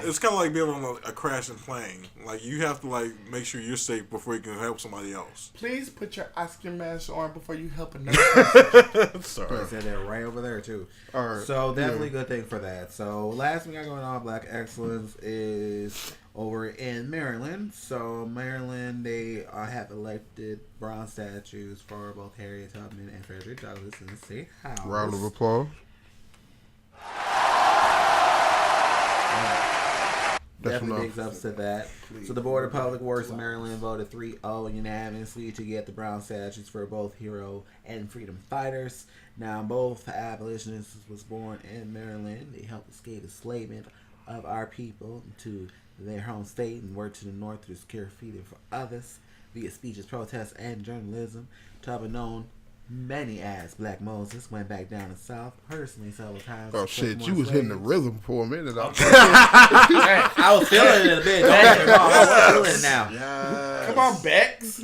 All right, Bex. Yes. So yeah, this is really awesome. Definitely, we are getting a lot more, coverage and recognition of our heroes that have been before us. So I'm happy to see this. And to piggyback on what we just saying, like the Underground Railroad has not closed. We should still be ushering each other through safety, through enrichment. We should be there for each other. I agree. Stop trying to just fight for yourself. Somebody needs a helping hand up. You help them up. If you've made it, reach back, pull them forward. Give back. We're not going to go anywhere unless we get there together. Teach Black and brown children. Show them that you can come up from this community. Right. But again, yeah. I digress. That last little part, I love that part so much. But yes. Oh, hi. I'll be out in the minute. I'm like, we didn't even do that one. Okay. You only honk for hoes. I don't know hoes live here. Thank you for the protocol. Cricket. I thought about it in my head, but I had too much going on. And then you thought about hold on, I live here. So that is it for Black Excellence. Hold on, can we give a quick shout out to? And I know you're gonna be mad about this, but I want to give a quick shout out to Cory Booker. Yeah. And his beard. His his girlfriend. I'm so lost. No, I'm here for that one. Cory Booker announced that he has a new girlfriend. Oh. I mean, he also is announcing his 2020 presidency too. Right. I mean, it's not no kind of strategic plan and like no kind of coincidence that this happens all of a sudden that he wants to run for president. No. Move right along. We're not gonna touch that with 9 feet. What? So we're gonna get into LGBT news. Anyway. So LGBT news. Tech shit. Some very interesting things going on in the LGBTQ world. What's going on? First off, we have a new study. This was presented over by a couple of researchers over in Stanford University. They were collecting data from different countries, including the U.S., UK, France, Germany, and Brazil. This nigga gone. What are you doing? It was green. It was shiny. Shiny ball. Yay, green. Basically, there is a study saying that LGBT voters in other non-U.S. countries are less likely to support the Conservative Party, but those who were in the Western states like the U.S. actually will vote for right-wing anti-gay politicians. This was actually proclaimed on the U.S. midterm elections. 82% of voters were actually LGBTQI, and they voted for the Democratic Party. And basically, in other Western countries, basically right-wing and homophobic parties enjoy considerable support among gay voters. Quick question to our LGBT ABC professional expert. What does the I stand for? Intersex. Intersex and inclusion. Yes. Okay. Explanation. Intersex is... So intersex basically is... As we look it up. Yes, the I want official to be term. politically correct. Yes, be the official term. All right, so while he's looking that up... But basically, there has been a lot of support from other countries, like Eastern countries like Japan and India and all those places, that they are for inclusion of LGBT rights, whereas a lot of maybe those of a different creed like us in the United States vote for those who aren't like us. So it's kind of a story, because there's those who say in the community there is also racial ties between those who are white and those who are non-white, and that this is more catering to those that are voting for these LGBT anti-LGBTQI politicians. They are not by anybody's rights. I mean, Mike Pence, who is our current VP of 45, do not like the LGBTQ our most powerful gay ever. Anyway. Right. So I understand why this study is going on, because it's really sad, because like for us to be a community, to be inclusive, we tend to really shy out on our own, especially when it comes to this kind of party. Did you get the definition, Boo? Yes. Now it's time for RB's word of the day. Intersex. People are born with any several variations in sexual characteristics, including chromosome, gonads, sex hormones, genitalia, of that nature. Wait, okay, what was the first part? So, intersex person could be someone that with various sexual characteristics, which is chromosomes, gonads, or sex hormones, or genitalia. Which is kind of a precursor to a lot of transgender people. Okay, so let me try to get clarification without being ignorant. That does not define the typical definitions for male or female bodies. Right. So it would be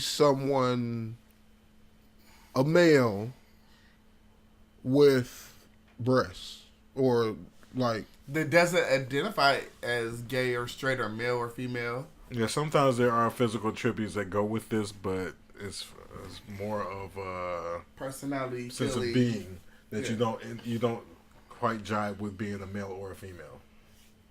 It's like it's almost like non-binary, like being androgynous. No, because non-binary just means you don't identify with being a male or female. This is if you have a variation of parts and don't identify. Yeah, some people are born with both sexual parts. Gotcha. Right. But it don't have to be. But it doesn't have to be in that. Whoa on that word. Let me check the list. I don't know if that's safe. Well, it's a technical term, to be honest, but hey, I thought prostitute was too, and I found out that that's no longer acceptable. Again, life is a learning process, so please bear with us. If you have more information, please send it to us at BeatsAndBull. You'll get 5 emails. This is what intersex is. Keep playing. So okay, but it's almost like it's kind of in this, not almost like, but kind of in the same realm, being asexual, but on the opposite scale, because asexual is someone that doesn't have sex, so, but they consider themselves. I'm not jumping in on this one, because unless I have some solid information, I'm not going to jump in. So, but again, if you have further information, we are welcome to take it in. Yeah, it's a teachable learning lesson. Right. So definitely with intersex, especially being into the community, they're still in the community we need to support and learn from, and get to understand more. Yeah. So the further go into what you were saying, the whole aspect of this conversation is the fact that we have a tendency to vote against our own interests. Mm-hmm. And especially being in Michigan, we've learned that the dollar is more of a bearing on our lives than our actual personal interests. And so this is why we see a case where we tend to vote against our own our own personal upcoming as far as social rights and stuff, because money is such a prevalent aspect of the United States that we will further go into, like, I guess, debilitating ourselves socially as far as our sexual expression or just living our best lives. I'm living my best life. So I'm playing devil's advocate in that way. But there has to come a point where we have to put money aside and look towards the bigger picture and furthering ourselves for the future. Yes. When we are more financially secure and don't have to worry about the Republicans doing fuck shit or corporate Democrats doing fuck shit against us. So the new alphabet has been updated to LGBTQIA UCTT. Okay, I'm sorry. I am too old to amass all these letters. But the Can I buy a vowel? they have all the vowels. We have plenty consonants for sure. But it's been broken down to LGBT plus.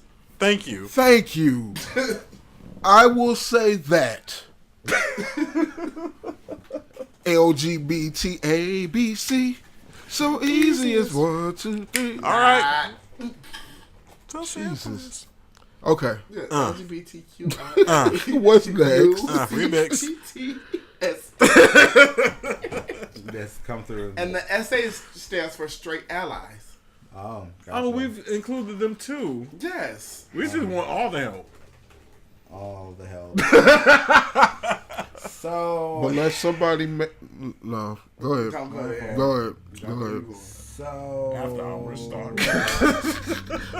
We say that for the YouTube live. Now, this is something in regards to 45 and his State of the Union. So I don't know if he presented this, but this was in talks. I mean, I could have just. I like mine better. Wow. So this is basically a plan that President 45 was announcing basically that he was going to do a 10-year plan to stop the epidemic of new HIV transmissions coming to the United States. This was reported by a couple of sources. Now, the 10-year plan, who is being stationed by HHS Secretary Alex Azar and the CDC Director Robert Redfield, basically are going to refocus the resources they have currently to help the fight of HIV on the top 20 states where most infections happen. Now, this again was back before the State of the Union happened, so this was not finalized at that time. So basically, the plan was going to assist, in helping out in certain sectors. More importantly, those of either African American descent or those who are of Hispanic, descent, since those are the main pockets that get the most transmissions. Now, they did have a new head over at the Presidential Advisory for HIV/AIDS, their council. They were sworn in last week after a couple of members got fired by number 45. Y'all look crazy. I'm just yeah, a lot of stuff has happened. Apparently, I was signing for our people. They could just watch. We are on video now. So the administration also had diverted funds from the Ryan White program for HIV and AIDS. So it looks like they're starting from scratch. The CDC.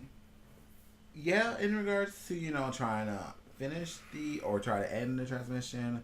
Apparently, he has asked people multiple times what HIV the research is for, or what President Trump is gonna turn the world into gonna turn the U.S. into Raccoon City. Experimenting on motherfuckers. Okay. Mm-hmm. We're gonna have The abomination. sad thing is that we've cured HIV a few times over, They got a cure for the shit. It's locked up in the fucking. No, it's just they want to charge your arm and leg and one half of one of your testicles just to get it. No, I just don't know if they figured out to monetize it well enough for them. Like because any other fucking drug. Like they monetize off of medications. Right. They get more money. They get more money off of us being sick than they do like curing us. Because we've seen several articles. You don't think if they come out with a cure for HIV, these dumb motherfuckers ain't gonna be out here fucking like wildfire spread and getting that shit and then needing the cure? Like that. No, they don't think about it like that. They don't think about it like that. They're like, shit. But again, they get more money off of like just keeping us we can give you some medication that you got to take for the rest of your life to keep your ass alive. But instead of giving you a cure that you might come back for every 6 months. A few times over already. But we've yet to see I want to kill, passed on to us. Allegedly, I want to kill the person who came up with the dollar. The dollar? The dollar. Oh, I thought you were about to say the monkey. They came up with No, the dollar. You got to beat down your back. Well, there you go. The person. This is such a segue though, but we can't kill the person that came up with the dollar, but we can make the dollar irrelevant if we seek out the education that we need to further ourselves without needing the dollar. No, because we would just educate ourselves to make the dollar come in abundance to where it wouldn't be such an issue. But the dollar makes the world go round. You can't eat without the dollar. Okay. Well, I mean, you relearn agriculture, relearn how to make your own clothes. Yeah, you gotta buy materials. You don't have to buy materials. You farming the materials. You gotta buy the seeds. Dog, you gonna have people out here literally. I use 3 eggs for these pair of J's. That's how you gonna have people out here. There are no stray animals out here for you can like use these animals to like further our materials. Then we gonna kill them animals again. Right. We have an overabundance of animals as we've learned. Oh shit! Who want raccoon pelts? Hey Peter, that's at Calamity. They come and knock on his door. Yeah. You can come at me all you want to, but there are science and there are like statistical facts, and this is the truth. We are an overpopulated world. That goes as far as animals and as far as humans. Save the whales. And the dolphins. Okay. You're safe with me. Reeling it back in. Tabitha. All right. Anyway, so yeah, but 45. You know, if y'all are gonna start doing bioengineering, I think we need to get the shotties ready. Moving forward, last thing we got going on with LGBT news is a fan favorite returning for those fans of the L Word. It has been reported on Hollywood Reporter. I was gonna say, hell yeah. All part of the alphabet soup. Hollywood Reporter had confirmed that they'll be arriving sometime this year for sure. Now, the original stars of the series will be executive producing the sequel of the hit series and also be reprising their roles. Also, they'll be introducing a new lineup of women for the sequel as well. So that's going to be really exciting. The creator, Eileen Check-In, is set to also executive produce alongside playwright and screenwriter Majara Lewis Ryan, who is also serving as a showrunner. You said Majara. Majara. Marja. Marja. Sorry, not Majara. Marja. I'm dead. Well, it wasn't Enrique Cello this time. Apparently he's non-discriminative of complicated names. I apologize if I'm messing up the name. Marsha Lewis Ryan. She's now Chaikin also. Chaikin is also executive producer of Empire along with Handmaid's Tale. So she's done some other stuff where I'm like, hush, damn. Yeah, so definitely that's a good thing. You know, L Word definitely has been one of Showtime's, more well-known series. So it's really good for them to bring it back, especially. Did anybody ever watch the L Word? I was about to say that I've never watched the show. Never. And my issue is that You might like it. we've had so much representation of the L Word. What?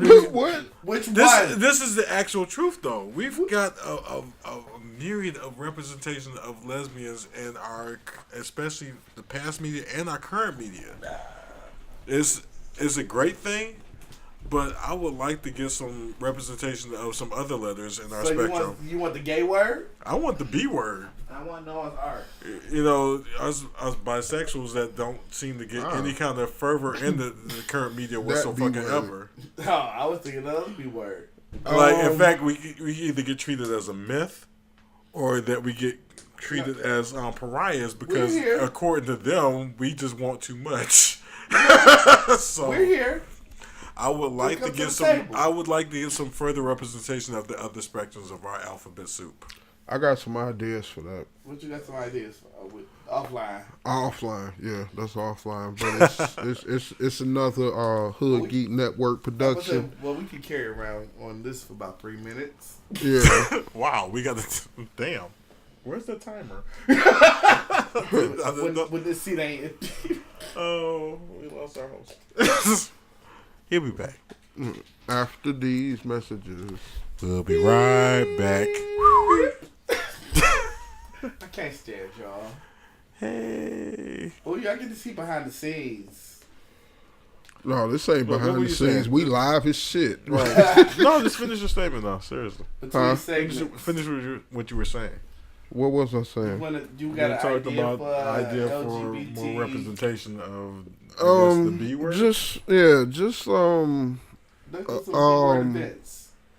A production What of kind? sorts along the lines of that. That sounds like a porno, an adult video. Not that type of production. No. I just need to Holes represent. No, mainly that one in the corner. Look, this will be able to go up on YouTube. I mean, I don't want to say. Oh shit! Damn it! Is it by a plug? Alcohol. All right. I don't want to say. Alcohol abuse. Herb, can you get a towel? I don't want to say a reality show, but maybe a series. Oh, can we do Real World Bisexual Edition? That would be lit. That would be lit. I ain't gonna. No, not that way though. Yeah, but that's all I want to say on air. We'll talk about it. Sidebar about that? It's fine.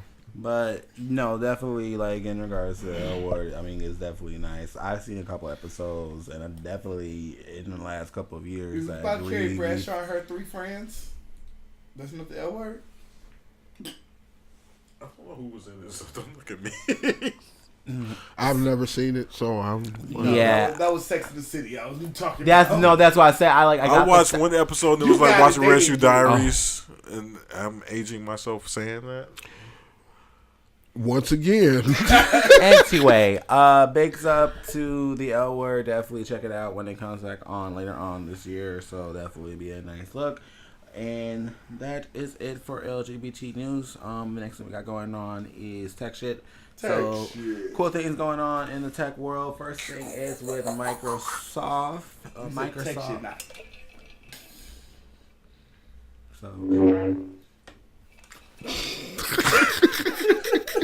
Don't come for Microsoft. Pause. Please continue. Yeah, that was a hard pause. Just be coming for Microsoft. So Microsoft is preparing to bring Xbox Live. You are horrible. All I keep hearing is Microsoft. That's all I keep hearing. It's like you're telling us something that's just not what it should be. Micro is soft. That's what I'm saying. Microsoft. No. Okay, my bad. All the pauses. You strike 1, strike 2, strike 3, you're out. Ouch. So yes. Pause. So yes. So basically, Microsoft is getting ready to release a development kit next month, so where developers can integrate Xbox Live to any titles that run on all consoles. So this includes PS, Xbox, iOS, Android, and as well as the Switch. This is going to pretty much give Xbox Live, over 400 million gaming devices to tamper and use achievements, along with other features of Xbox Live, and over 2 billion active players with the release of their cross-platform. So that's definitely going to be really cool. This is going to allow them to integrate friends lists, multiplayer functionality, achievements, and existing mobile games. And, it's definitely, bringing this whole ecosystem of all different systems together, like, your phones and all your devices and stuff like that. Now, Microsoft is also planning to do other projects. They're talking about creating, like, a Xbox Cloud system game. So, basically, like, all your games will be, like, underneath the cloud, and you can bring them down, so... I'm so biased.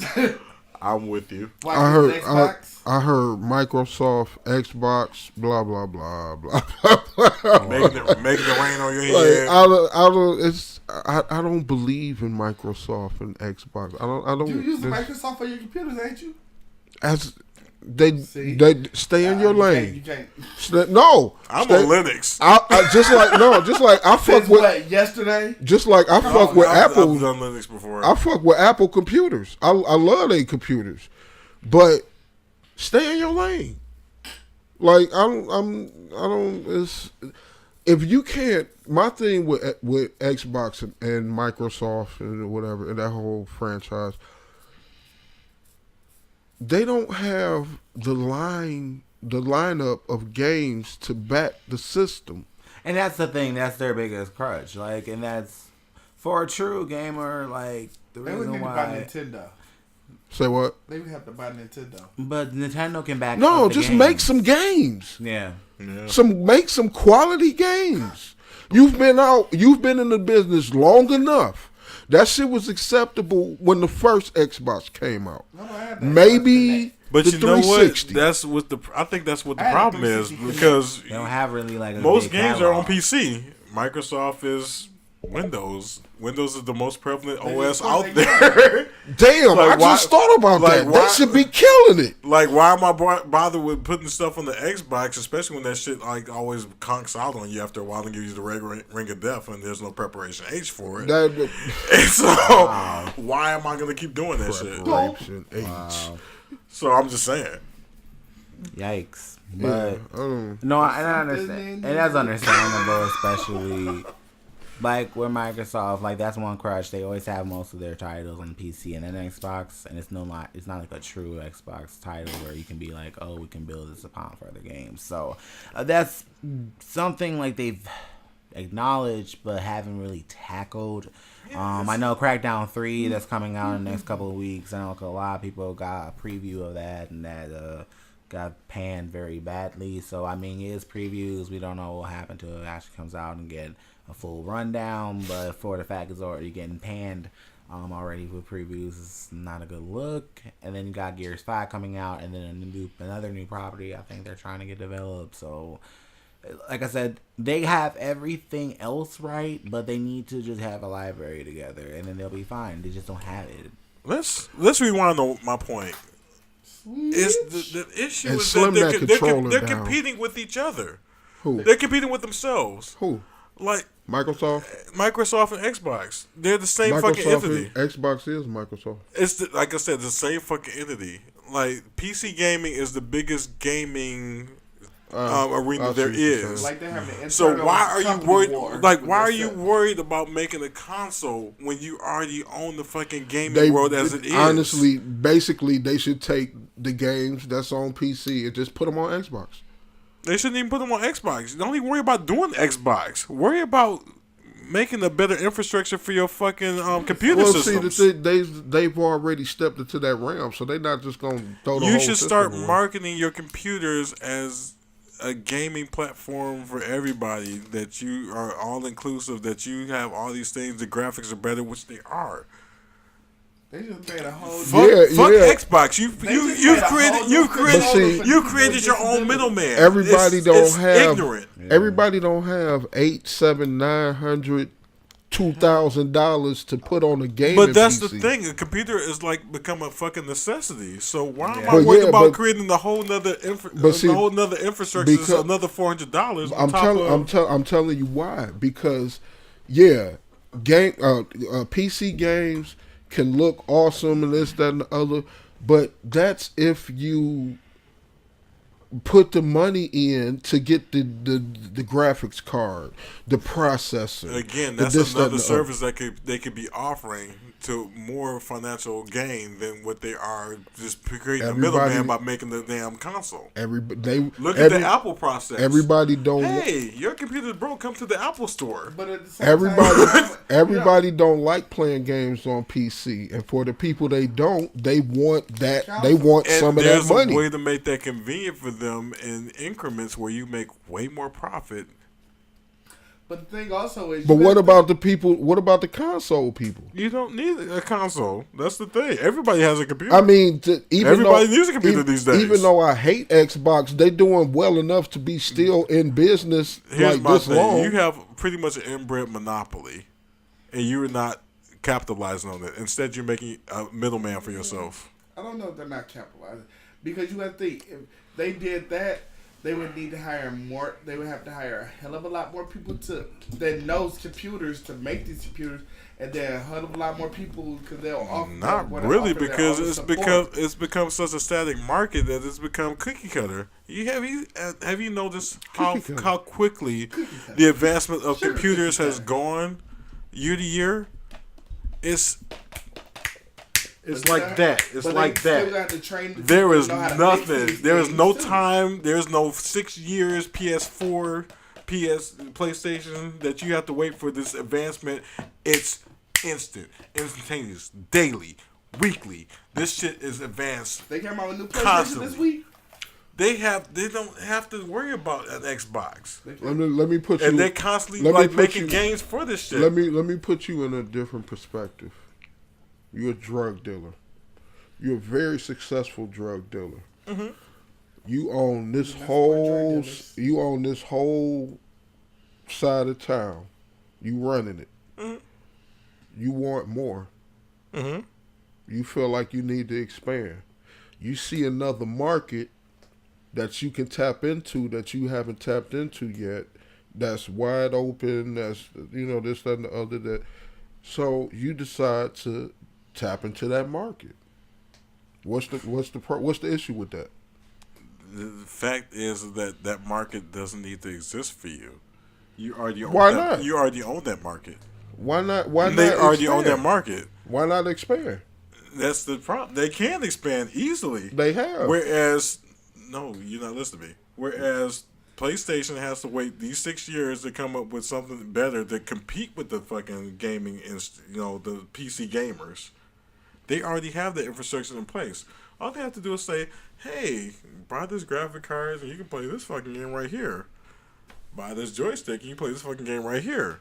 But they're still constantly building money while they're waiting in these damn 5-6 years for the next gaming console. You are still making money advancing in increments while they're still waiting to catch up. But and then you're still going to be further ahead than them. You gotta remember the shit that we might not be looking at that they probably have is patents too. They probably have patents on a lot of this technology, right? Because it came from computers, so they're making money off of that. Yeah, exactly. Microsoft which I'm not like saying, they're standing in their own fucking way. I don't think so. I think that with them having their patents, they're securing themselves to be able to be experimental and be able to try different things. It just sounds to me like they're wasting money that they don't have to waste. Instead of just banking money that they could be taking. But if people continue doing that, they're not wasting it because they're getting a profit. They're making money. At the end of the day, they're making some kind of cash out of it. Yeah, they make some cash, but they're still spending R&D creating this shit. But I think with the thing though, like with Xbox, like I said, like they just need to make sure that they got their games together. That's the thing. At the end of the day, like they had to get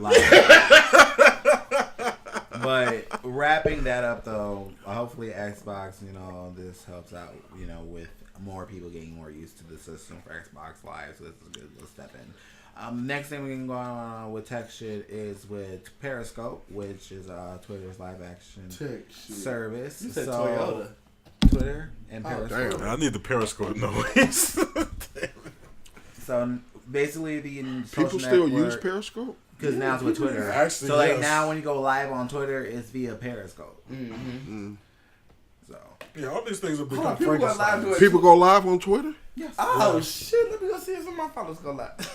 Yeah, all these things are just becoming a big ass Frankenstein or Voltron. Like, It's too much shit. It's too much shit to like go live on. I was just about to start going live on YouTube. Now I got to think about Twitter too. God damn it! Can we get an app that just makes you go live on all of them? Yeah. Right. Dead. As I said, I was You know they're already there, right? You know they're already there. Yeah, right there. Well, there you go. So basically, the social network is now letting you add guests to live shows. So kind of like the same way like with Instagram, like you can give IP. Instagram changed the game. That actually, they was talking about that on stage. Facebook a matter of fact, first. I'll let you finish, but then I'm gonna add to that. Yeah, You tell us what Kanye. Right, you tell us. I'm gonna let you finish. I'm gonna Kanye you real quick. Then I'm nah. What you but done? he was gonna finish up though. No, I mean that's what it is basically. But like, you just get like 3 people go through. 3 people. 3 guests. So you and 3 other. Yeah, that's dope. But Instagram changed the game, and they was talking about that on shout out to Joe Buttons and the cast of State of the Culture. Joey Crab. They was talking about that how Instagram Live. Yeah, that's changed everything. It's the new feature, like you know what I'm saying. Yeah. Like they beefing on Instagram Live and. Like it's becoming the thing, you know what I'm saying, and I guess that's their way of okay, how can we make it better, you know? So damn, that's dope. Well, I'm about to Apple Move on FaceTime. You can do up to 10 people now on a FaceTime call. Yes. You know what? It's about damn time. Yeah, it has been about damn time. I'm gonna try to wrap this up real quick because this could be a whole other tangent. Let's say my problem with Apple has been since they came out with the first iPhone. I had a iPod Touch. Now with the iPod Touch, if you had the headset and the right app, you could use it as a phone. I remember that. When the iPhone came out. That's all the fuck it was an iPod that that came with the app on there. That it just turned it into a phone, and I'm like, y'all going crazy over the same shit. It was it was generation 1, and they had to improve. But literally, like year after year after year after year, it's like they get okay. Here's the new feature. You could do such and such. Android been doing that for 3 years. You know what I'm saying? Like, all right, give me something innovative. Give me something that, all right, 10 people on FaceTime. They got copy and paste, and how many years later? That's been my problem with the phones. Now, like I say, being the laptops. Able to talk on the phone and use the web, use the internet at the same time. How many fucking years later? 10, 12? I don't know. I fuck with the laptops, but that's just been my issue with the phones. That's how you gotta fuck with these too. That's a big ass iPod. A big ass iPod Touch. It's a 9-inch. Pause. No, it's a 9. Yes. Size claim. Moving right along. Yeah, that's tech shit. I don't know where that went to, but yeah, that's tech shit for this week in regards to all that's going on in technology. Now we are at the conclusion of, well, not the conclusion yet, but we're at the last part of our show, which is Bullshit of the Week.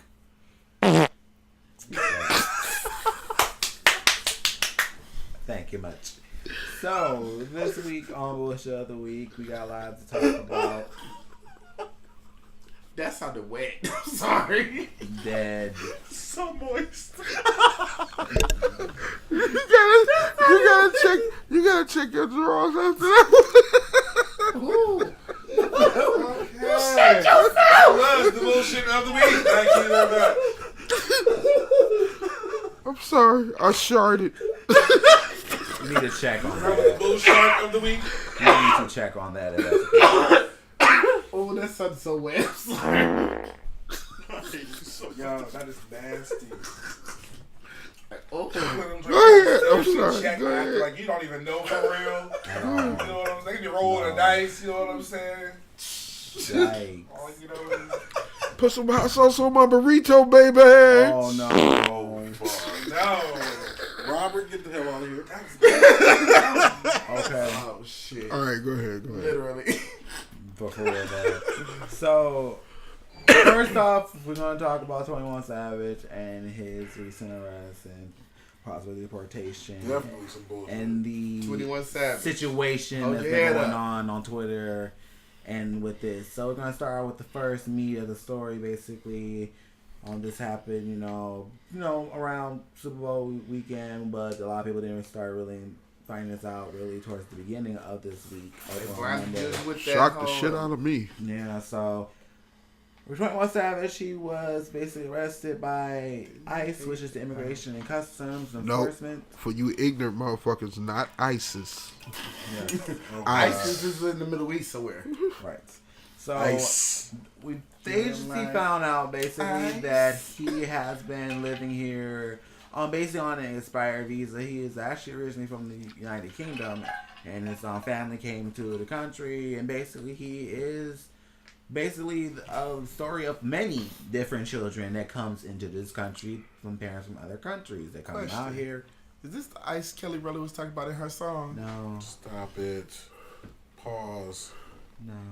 Have a seat. So Have several. So basically, he is just like how a lot of children are in this country, where their parents come here, they forget to update their visas, and they just here with no documentation and living the world room free. And basically, he could cause Atlanta his home, basically, 21 Savage. So definitely, that is for him being, yanked out of the, weekend with Super Bowl and everything else, and away from his kids as well. So, which is a very sad situation. Now, last time I heard about the situation, he is still in custody, I believe. Basically, yes. He's like there's no access. 23-1. Yeah, so I'm like, that's crazy. 10-minute phone calls. Yeah, that's bullshit. Being treated like a murderer for being here since he's 5 years old. So it is really, really sad, especially. And his visa application been in the works for what, 4 years? 4 years. 4 years. Do better. And the felony that they trying to put him is expunged. Yes. Let that man go. And that's the thing. Like, Come on, sad. I usually don't get behind these free such and such or whatever, but free 21, man. That's some bullshit. And that's the thing about it as well. And many people in the hip hop community has been, giving support. Cardi You oppose? I don't oppose. My issue is that I've been on this tip for a few years now. When I discovered the epidemic of our deportation, actually under Obama. All right, Joe Budden. You know Obama? Like that's your man's? No, Obama has been the main one that's been dealing with our exploitation of our immigrants. You say he's what? He was the main one that was the proponent that's been exporting our immigrants in such a way. Deporting them? Exporting. Not deporting, exporting them. They're good? Bringing them in? No, taking them out. They're good? So deporting them. Yeah, No, deporting is to deporting, exporting is of goods and services. Like, Madre de Dios, you know what the fuck I'm talking about. But anyway. But this has been a prevalent issue for a long ass time. But we have not talked about it until we gotten a celebrity of status in the same situation. Is he a status? Well, to be speaking of myself, I wasn't aware. Right. So, yeah, you got me. That's been you got me. I wasn't aware. I be real about mine, and at the same time, and I have no shame in saying this, and I feel bad about it now, but at the same time, it was none of my concern because I mean I knew they weren't coming for me. And that's an issue. And that's how a lot of people... a deeper issue in itself. Let me ask you this: How does it affect you? What makes it? And not to say that it shouldn't be, but what makes it like such an issue for you? Like what? How do you connect to that? It was right. That's not that I connect to it. It's the fact that these people that have come over to this country are integral parts of our country. Fucker. That these people that come in and do jobs that we don't ourselves do. They control our agriculture. They control our water systems and shit. With these people out of play, we are like in a lot of fucking issues because we're not taught agriculture coming up now these days. Let me finish my statement. I was gonna say because I felt like that was on my spirit. Why don't you? That that's something I never thought about because I didn't think it didn't involve me, but. It does involve you though when you really take time to look at it. Is you gonna let me finish my statement? I'm sorry. Thank you. I'm sorry. Shit. I'm like, but as I look back at it, it does concern me and affect me directly. I mean, you got to think the things you go to the grocery store for, the things that you might not want to do yourself, whether it be painting your house or cutting your grass. Not saying it like that, not to sound racist. I'm just saying the lesser things that we find that we don't want to do in our life that we hire people to do, that most likely. Yeah, these are done by immigrants. And it's a very sad thing. I got a joke that I'm gonna hold. We're gonna hold off on that part. I'm gonna hold it. So the other portion about this as well. Remember it because I wouldn't know it. Yeah. So the other portion about this as well, everybody giving their support, and also on Sunday when everybody found out about the situation, certain celebrities tweeted about it.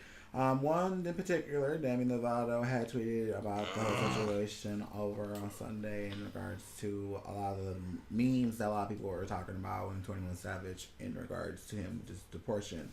So she tweeted basically saying that, and this was during the Super Bowl, she quoted basically saying that, that she thought that the tweets were funny, basically. I'm saying so far 21 Savage saying so far Savage 21 Savage means has been my favorite part of the Super Bowl. And a lot of people were, was taking that as an offense to, 21 Savage at that time. And basically, a lot of people went from the jugular and replied back to her, saying, like, oh, you're a crackhead, and cocaine addict, heroin addict, blah, blah, blah. Laugh. Oh, you're a crackhead. She opened herself up for that. I know, being messy as fuck. Okay, and I love Demi Lovato, but you it was more so his nonchalant like delivery, like she deserved it. She deserved it. Yeah. Keep that same energy. Keep going. And then the worst part about it was, afterwards she went ahead and was talking about it on Instagram. It's like, I wasn't trying to talk about no one. I wasn't trying to be like mean about the situation. I was talking about the parchment. I guess one of the memes, because he's from the UK, talks about let me be petty for a second. Oh, I've offended some people. They're mad at me. Let me try and keep my fan base. Let me say some shit that might save my ass. Okay, go on. So, basically... And my Michelle Tanner was so rude. So, basically, she was saying, I was just talking about one of the memes that, the pen and parchment paper. She was laughing about that. And basically, people from both ends on Instagram and Twitter was talking about it. Now, other celebrities had tweeted it and talked about it. Also, I know subtweeted Danny saying why the hell you talk about this man, and his family like that. Wale also got into the conversation as well and talked about it and saying his tweet saying why is someone's freedom funny? I don't get the joke. And basically, this ended off on Twitter and went to Instagram. The Shade Room actually was talking about the situation. Demi commented on the Shade Room on Instagram when Wale talked about the situation and commented saying... You said Wale? Yes. Hey, where my nigga been? So... He been putting out music. Yeah. I know he put out that one album last year. No, he just put out about a month ago. Was it a month ago? Even I need to rewind this one. Okay, back to what you were saying. So she went back to the Shade Room comment is saying Wale just salty. I never replied to his separate tweet years ago. Now this came before. What? Now this came after a tweet she also posted, not tweet but Instagram post she put on her story. Because after when Wale posted a tweet, she said that at Wale, if you want to talk to me, she said basically if you want a conversation, check your DMs. Where's that the old one? What? No, wait. Let me see. You ain't never seen that one?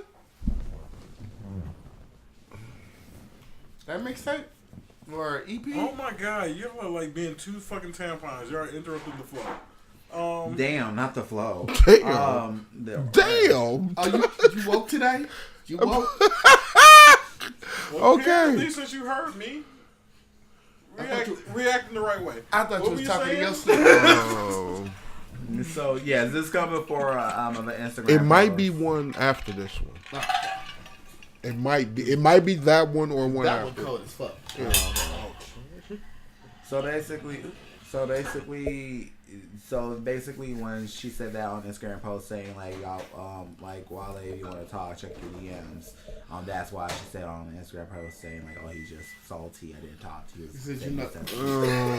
So then Wale commented back to Demi saying, still ain't gonna disrespect you.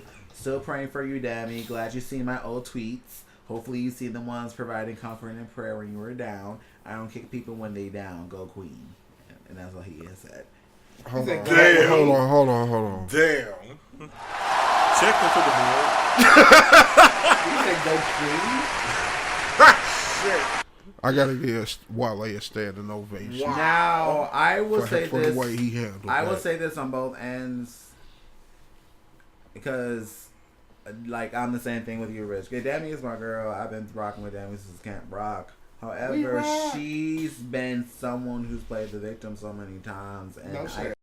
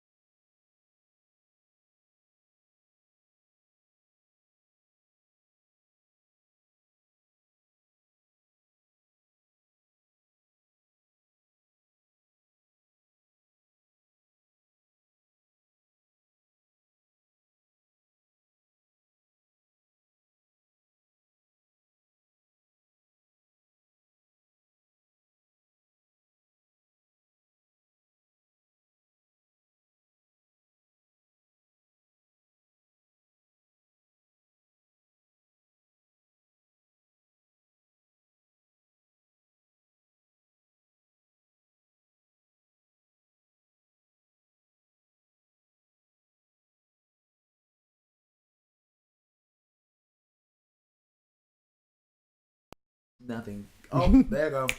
Hello, children. We're back. Yay. Welcome back. So, yeah. But basically, though, like, that's just an annoyance of that. But I like how all they comment on it. I thought that was very, like, just stationary and, like, listen, get your stuff together. Now, the last part about this in regards to 21 Savage is other people commenting about the situation with Demi. One in particular is actually BB Rexa.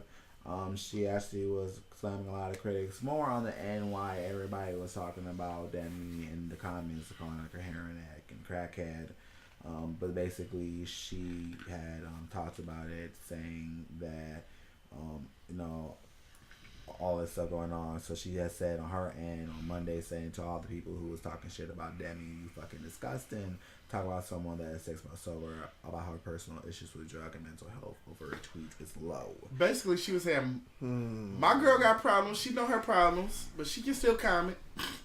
No, but that does not save you from the repercussions of your fuckery. Freedom of speech does not save you from freedom of consequence. Thank you. Exactly.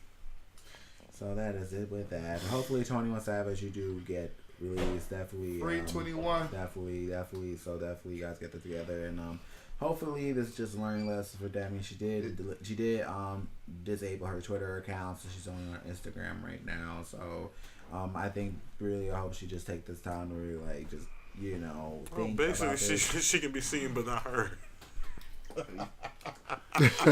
Is Kendrick performing at the Grammys? There's no reports yet, no. Not yet. They ain't announced them. It's a couple more days. He gonna shout out 21 at the Grammys if he performing. Somebody is.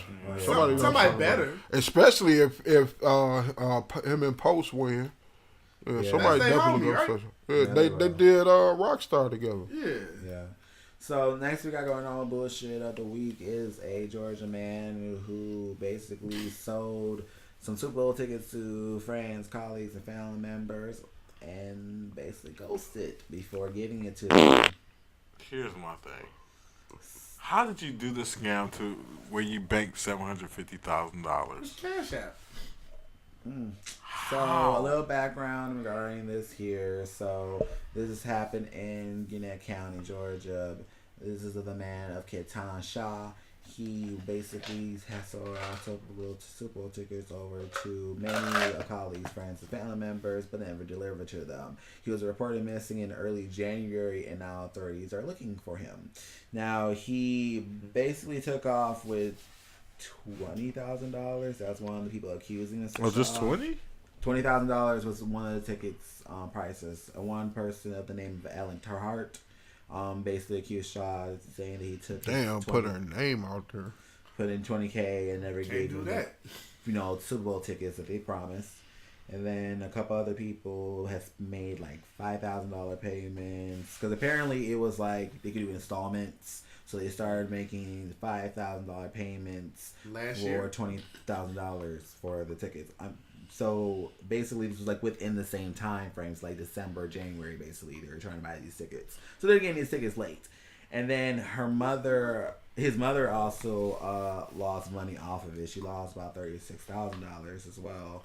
How she lose money? I guess she asked for tickets as well. You stole for your mama? Now she actually she's not pressing charges actually on her son. She know where he at. She gave the money to get out of town. Now, 4 other Metro Atlanta men filed one theft by deception report on Shaw and amount similar loss amounts. One person in particular had betted $500,000, so $500K, of a payment to Shaw by a friend and businessman in Columbus, Georgia, and said that they will host tickets and a arena-sized Super Bowl event. Yeah. Thank you.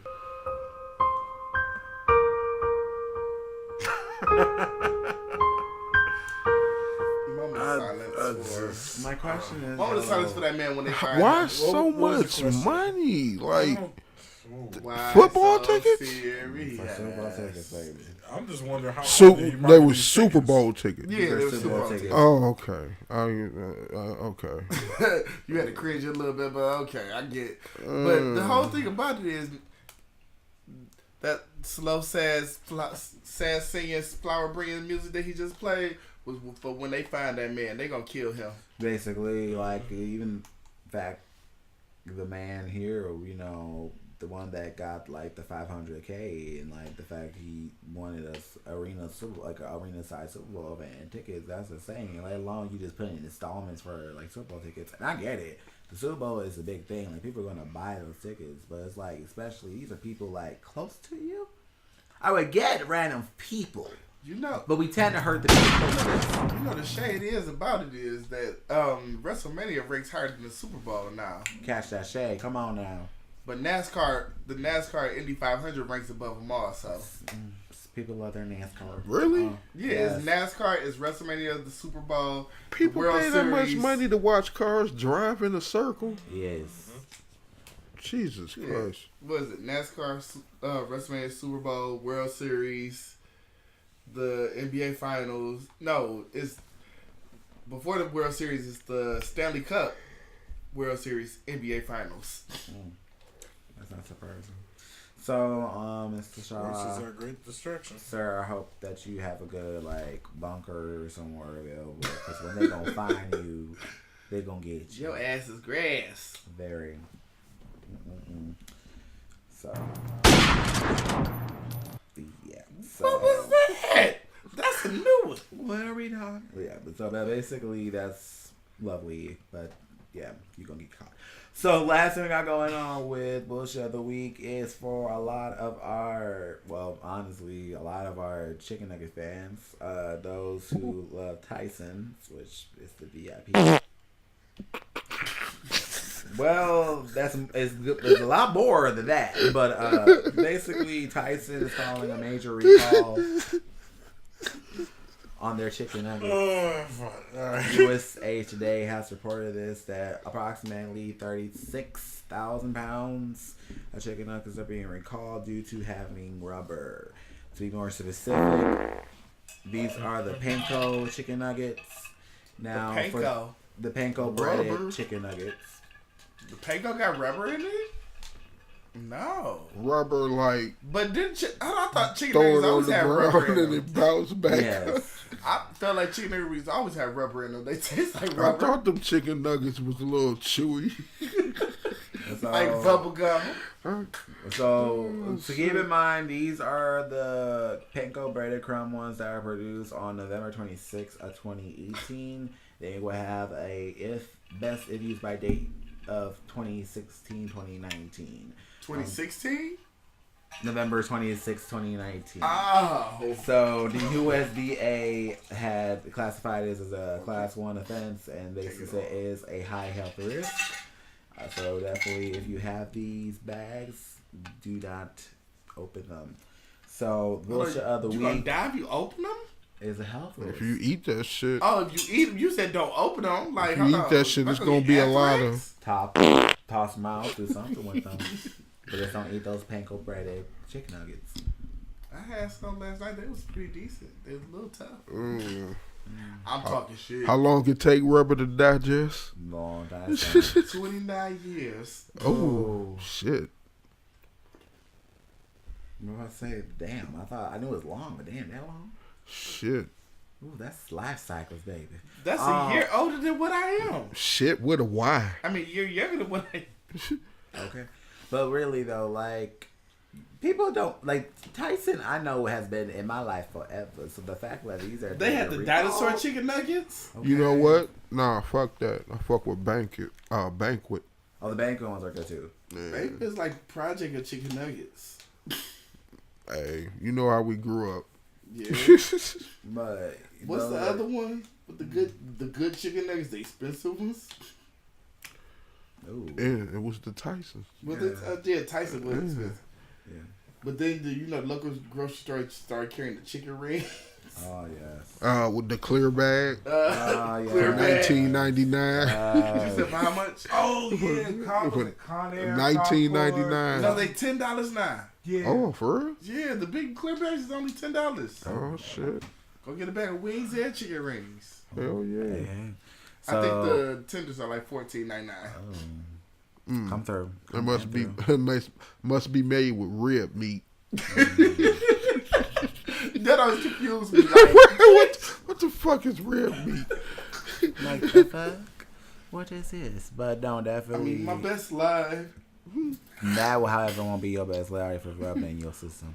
So Tyson, you are on Bullshit of the Week because many of classic moments are kind of like ruined. But I mean, it's the Panko Crown one, so I mean, definitely just watch out for those guys. And if you do have that back, just toss it out. So that is the last article with Bullshit of the Week, and that is another week of Beats and Bullshit. If you want to check us out over in our social media, once again, we are on Twitter, we are on Instagram, YouTube, and it's Facebook. YouTube, Twitter, and Instagram is Beats and Bull. Facebook is Beats and Bull Pod. And feel free to email us over at beatsandbull@gmail.com. We would love to talk to you guys. Definitely check us out on all the social media. We got a lot more things planned for you guys, so definitely check us out. And definitely check out the SoundCloud link as well when it arrives. So, any closing announcements, Eric? Nope, not for me. Rich, any closing announcements? Nope. Alright, so okay. With that in mind, Give his best line. definitely check us out next week, guys, and thank you guys for checking us out. See ya. All right, God bless. Thanks for coming out. Good night. Cold sleep. We about to get the fuck out. Cold world. See you guys.